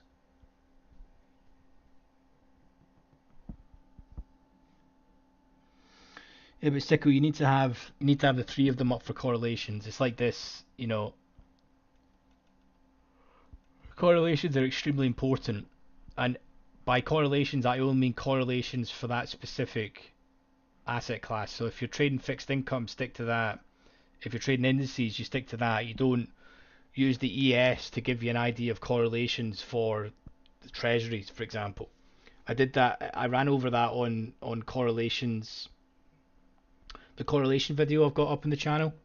Um, how do you pay attention to correlations, or whatever the video title is. You see, I'm not really a YouTuber, dude. I'm literally just sharing my screen. I want to try and get good content out for everyone without, making it easy for everyone and making it like a cinematic viewing. To be honest, I maybe should do that at some point. But I'm all about let's just get the valuable content out and get people in the right mindset and right perspective to trading, rather than worrying about cutscenes and call to actions and stuff on it. Do you know what I mean? Hope you guys appreciate that, but that's just not me. Maybe at one point in time we'll maybe get an editor or something, but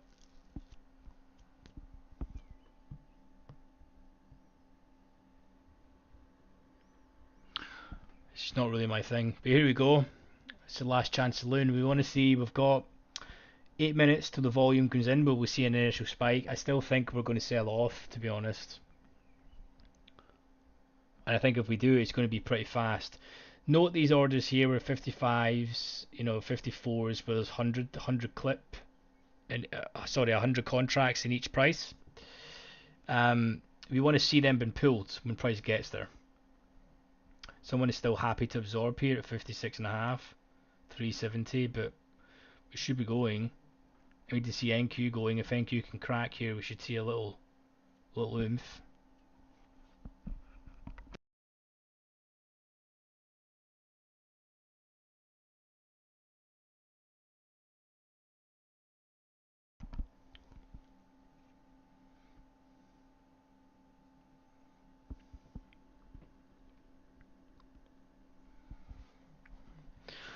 So we're still absorbing. It's about two-way here. If we do crack here and do bang it, there should be a little mini run here, right here. So if we do hit this with some size, we should clear through here. But we want to see.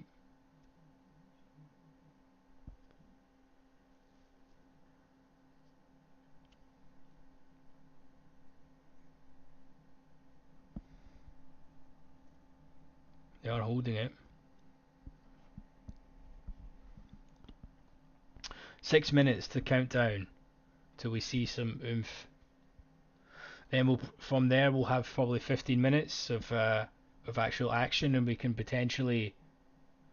Okay, I can't really see us breaking out this range now, but we might. You never know. The bid is still happy to. The bid's not been pulled at all at the minute. The bid tap needs to be turned off in order for us to go down here.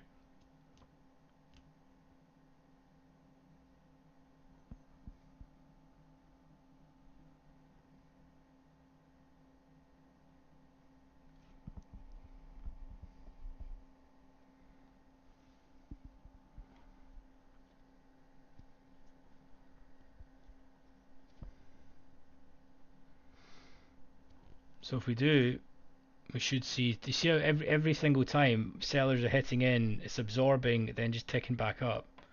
We want to see it continue. Some size come into NQ there, and then there's now trying to hold it up.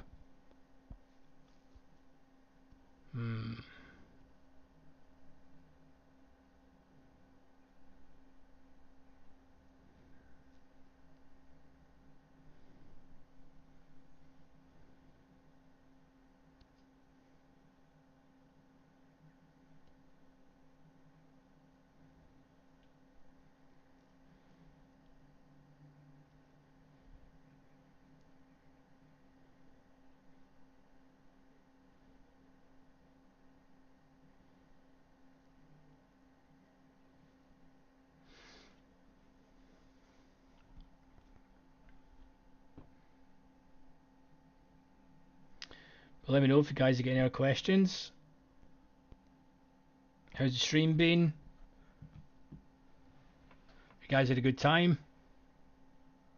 Right, we want to see some carnage here. Come on. I just don't think it's going to happen. But 4 minutes for it to happen though. What's the instant spike of volume that's going to come in at 10 to 4 US time?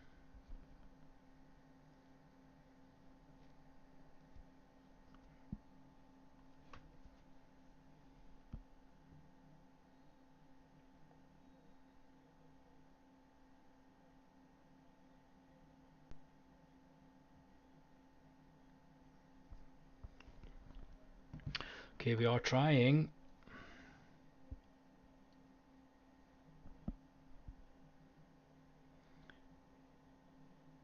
Aggressively hitting here.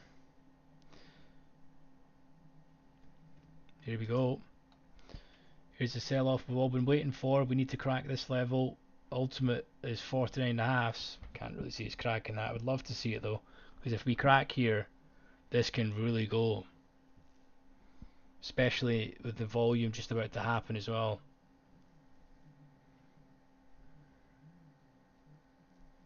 Watch 50s where this 50 lots planted. We need to get through there. It's the first line of defense. So last time we don't want to see the offer being pulled here.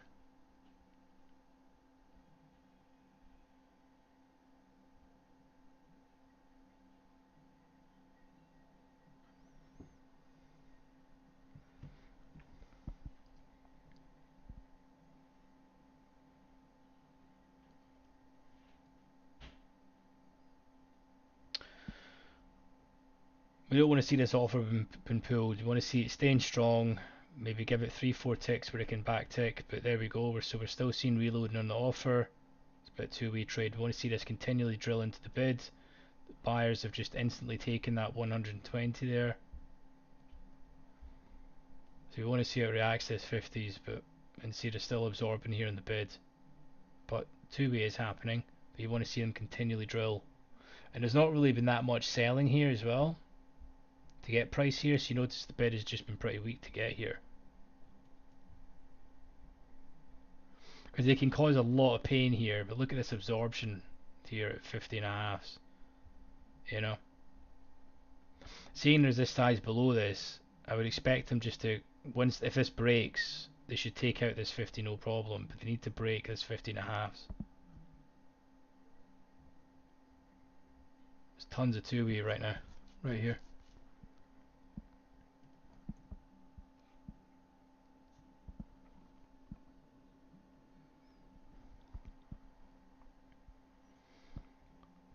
So last thing we want is the offer to be pulled. Let's clear because the volume's coming in a minute. So watch the instant amount of volume. We have about 30 seconds till the volume comes in. I would love to see us crack 59.5 and then stop. If they crack this, right, and drill it by like 4 or 5 ticks, there's going to be a lot of stops triggered, and watch the blip below 49.5.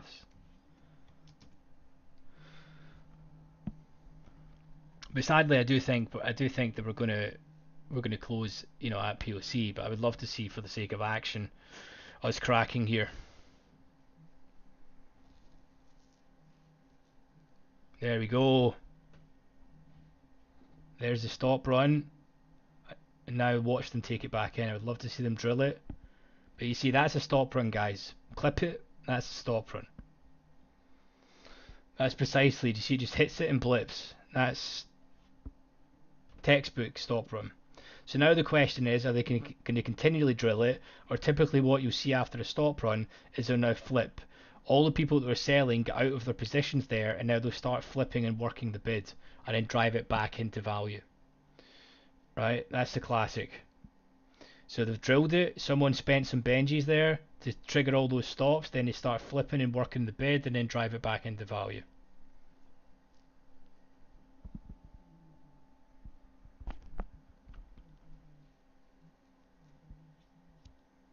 So you want to see if they are. I would love to see them continually drilling this, because if they continue to drill this here, this could be painful for all the buyers. But I still think they're just gonna revert it back in. So let's see, your buyers they should be taking that 100 lot really quickly, and they're not.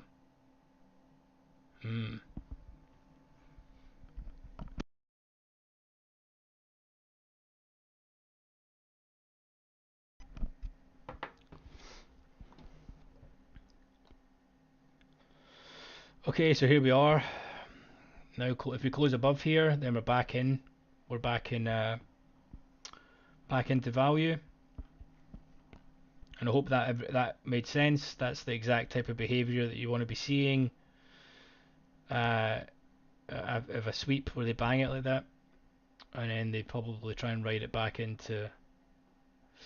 up into POC in our magical little rectangle that we have drawn. And now you've got the double whammy where the people that sold down here, if they continue lifting into the offer right now, see how they're absorbing on the bid.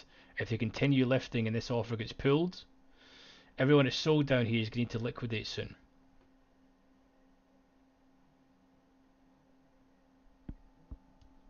But I would love to see us, for the sake of action, if we continue to go down here and just wipe off all of this buying for a day, that would be awesome.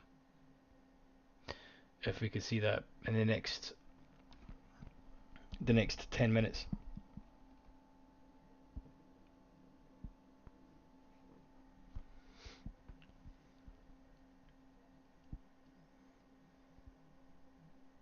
And they're trying, sellers.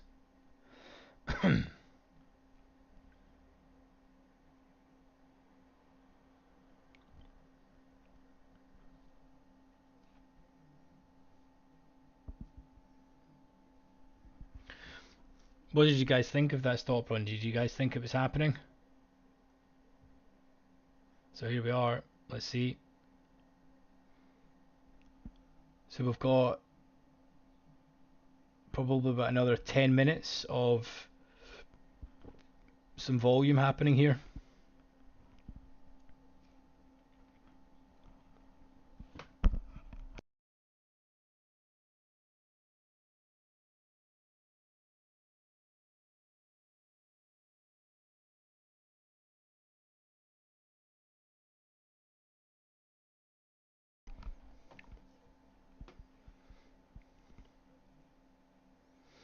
Oh, did you not? I would love to see us continue smashing here, but they are still. Oh, here we go.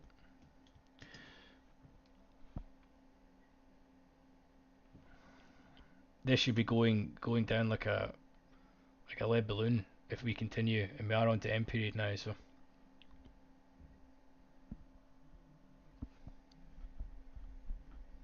the most likely option, to be fair, is probably to reverse back into value up here, or at least POC for the day. But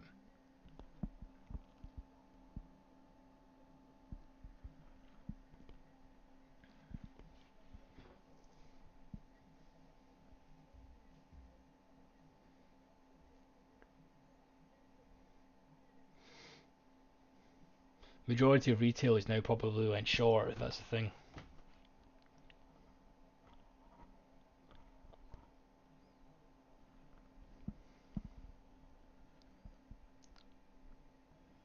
Oh, look at NQ, Jesus.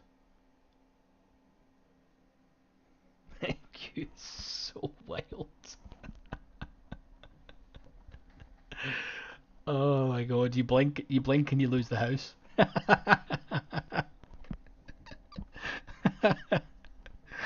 Oh god.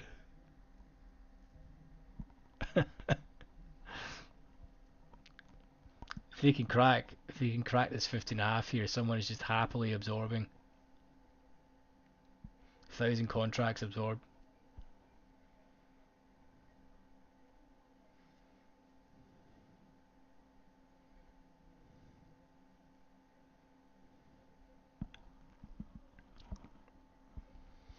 Okay, but probably 8 to 10 minutes left of the volume. And still, if you notice as well, there's not really been that much selling either. Like negative delta anyways.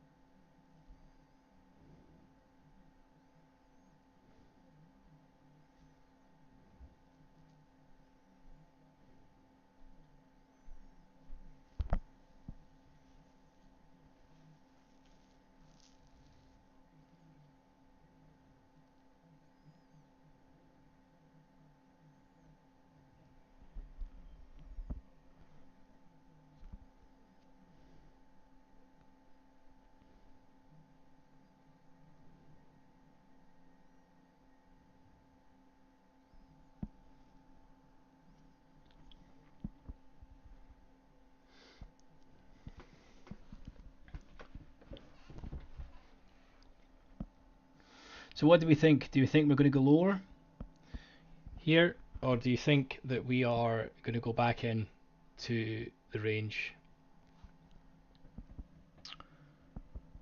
I'll go time in the next 3 minutes.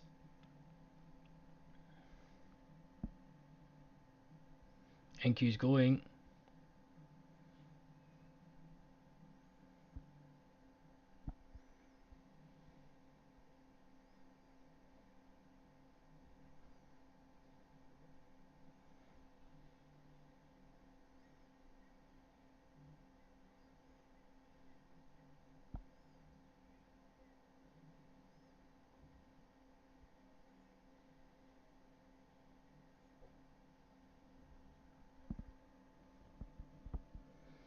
Back in value, yeah, I think probably will as well, mate. But I would like to see, for the sake of carnage, us crack it. But see, there's not really been that much selling, to be honest. So this push down at the moment,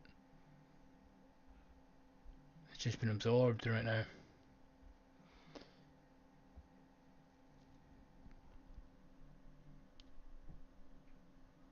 It's 2 minutes until the 1.5 minutes until the algo time. And as soon as this comes in as well, I mean, they could literally just bang this right back up in here.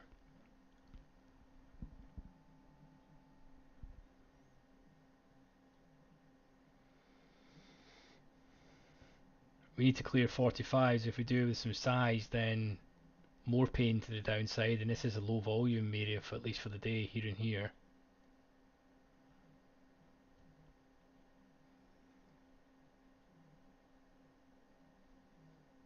Because I mean, if we do drill this, this could end down here. I mean, seriously. Just there's nothing built. There's nothing to stop it. Which makes me think it's not going to give it that easy, are they?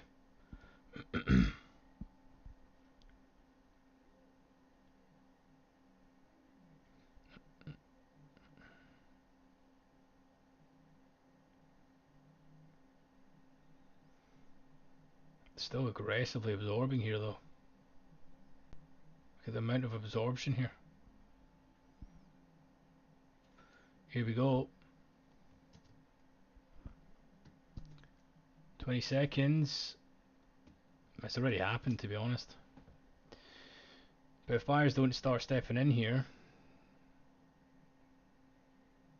Wow.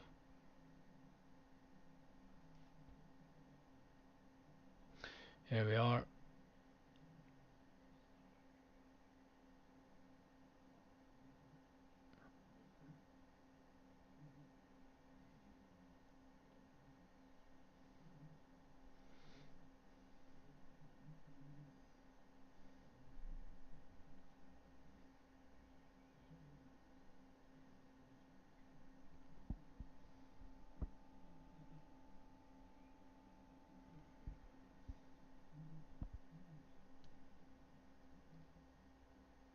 POC's now moved down here.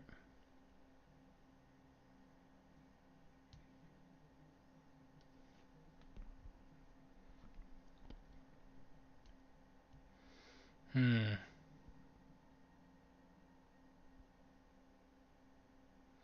think if we can clear above 48.5 here, we may have a chance. But now I think the fact I've just really traded out here, I think that's pretty much all she wrote, to be honest.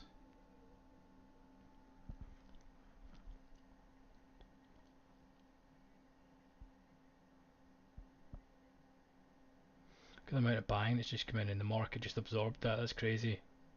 That is crazy. The market just basically hit in about 7k delta and it's just been instantly absorbed on the offer. Jeez, oh, that is not a good sign for buyers as whole. Wow, that's not good.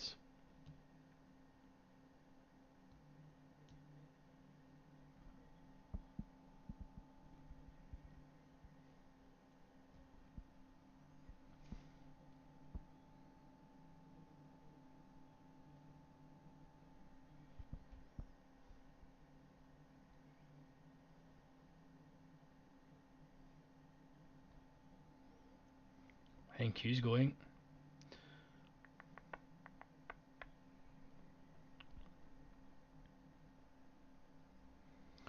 couple more minutes, but I think after the sort of 4 minute mark, it tends to chill out a little bit.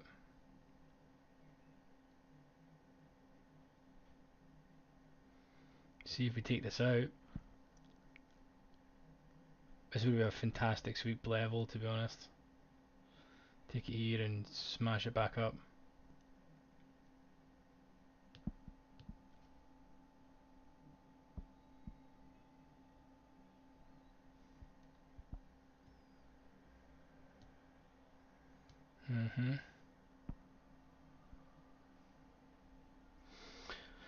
Okay, dudes and dudettes, does anyone have any questions? Probably gonna look to wrap everything up. Hope everyone's had a good stream.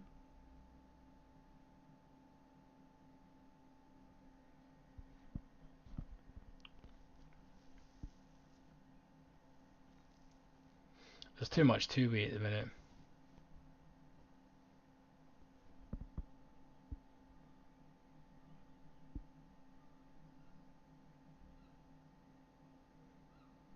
I don't know if anyone's got any questions before we look to wrap everything up.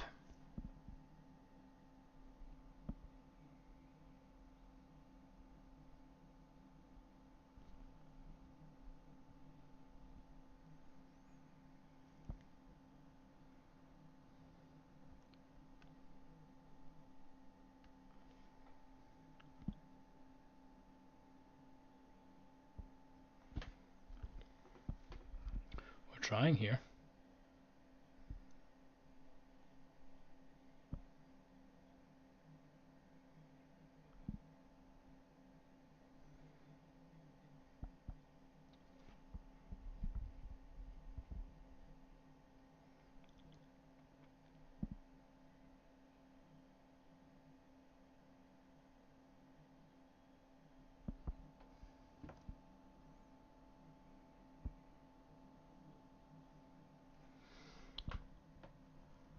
Start streaming 1 PM, 6. Yeah, I could do that, Neil.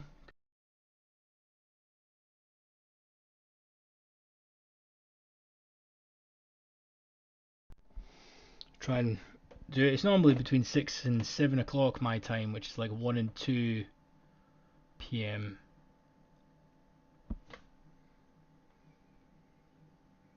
But yeah, thank you to everyone for stopping by for Monday. Hopefully everyone has a great week ahead, and be careful of rollover, of course. Everyone take it easy, and hopefully see you all again tomorrow. Any questions, shoot me a line. If you want to support the channel, coffee's attached there and pinned for you. But until tomorrow, everyone, you guys have a good evening. Stay safe and peace out.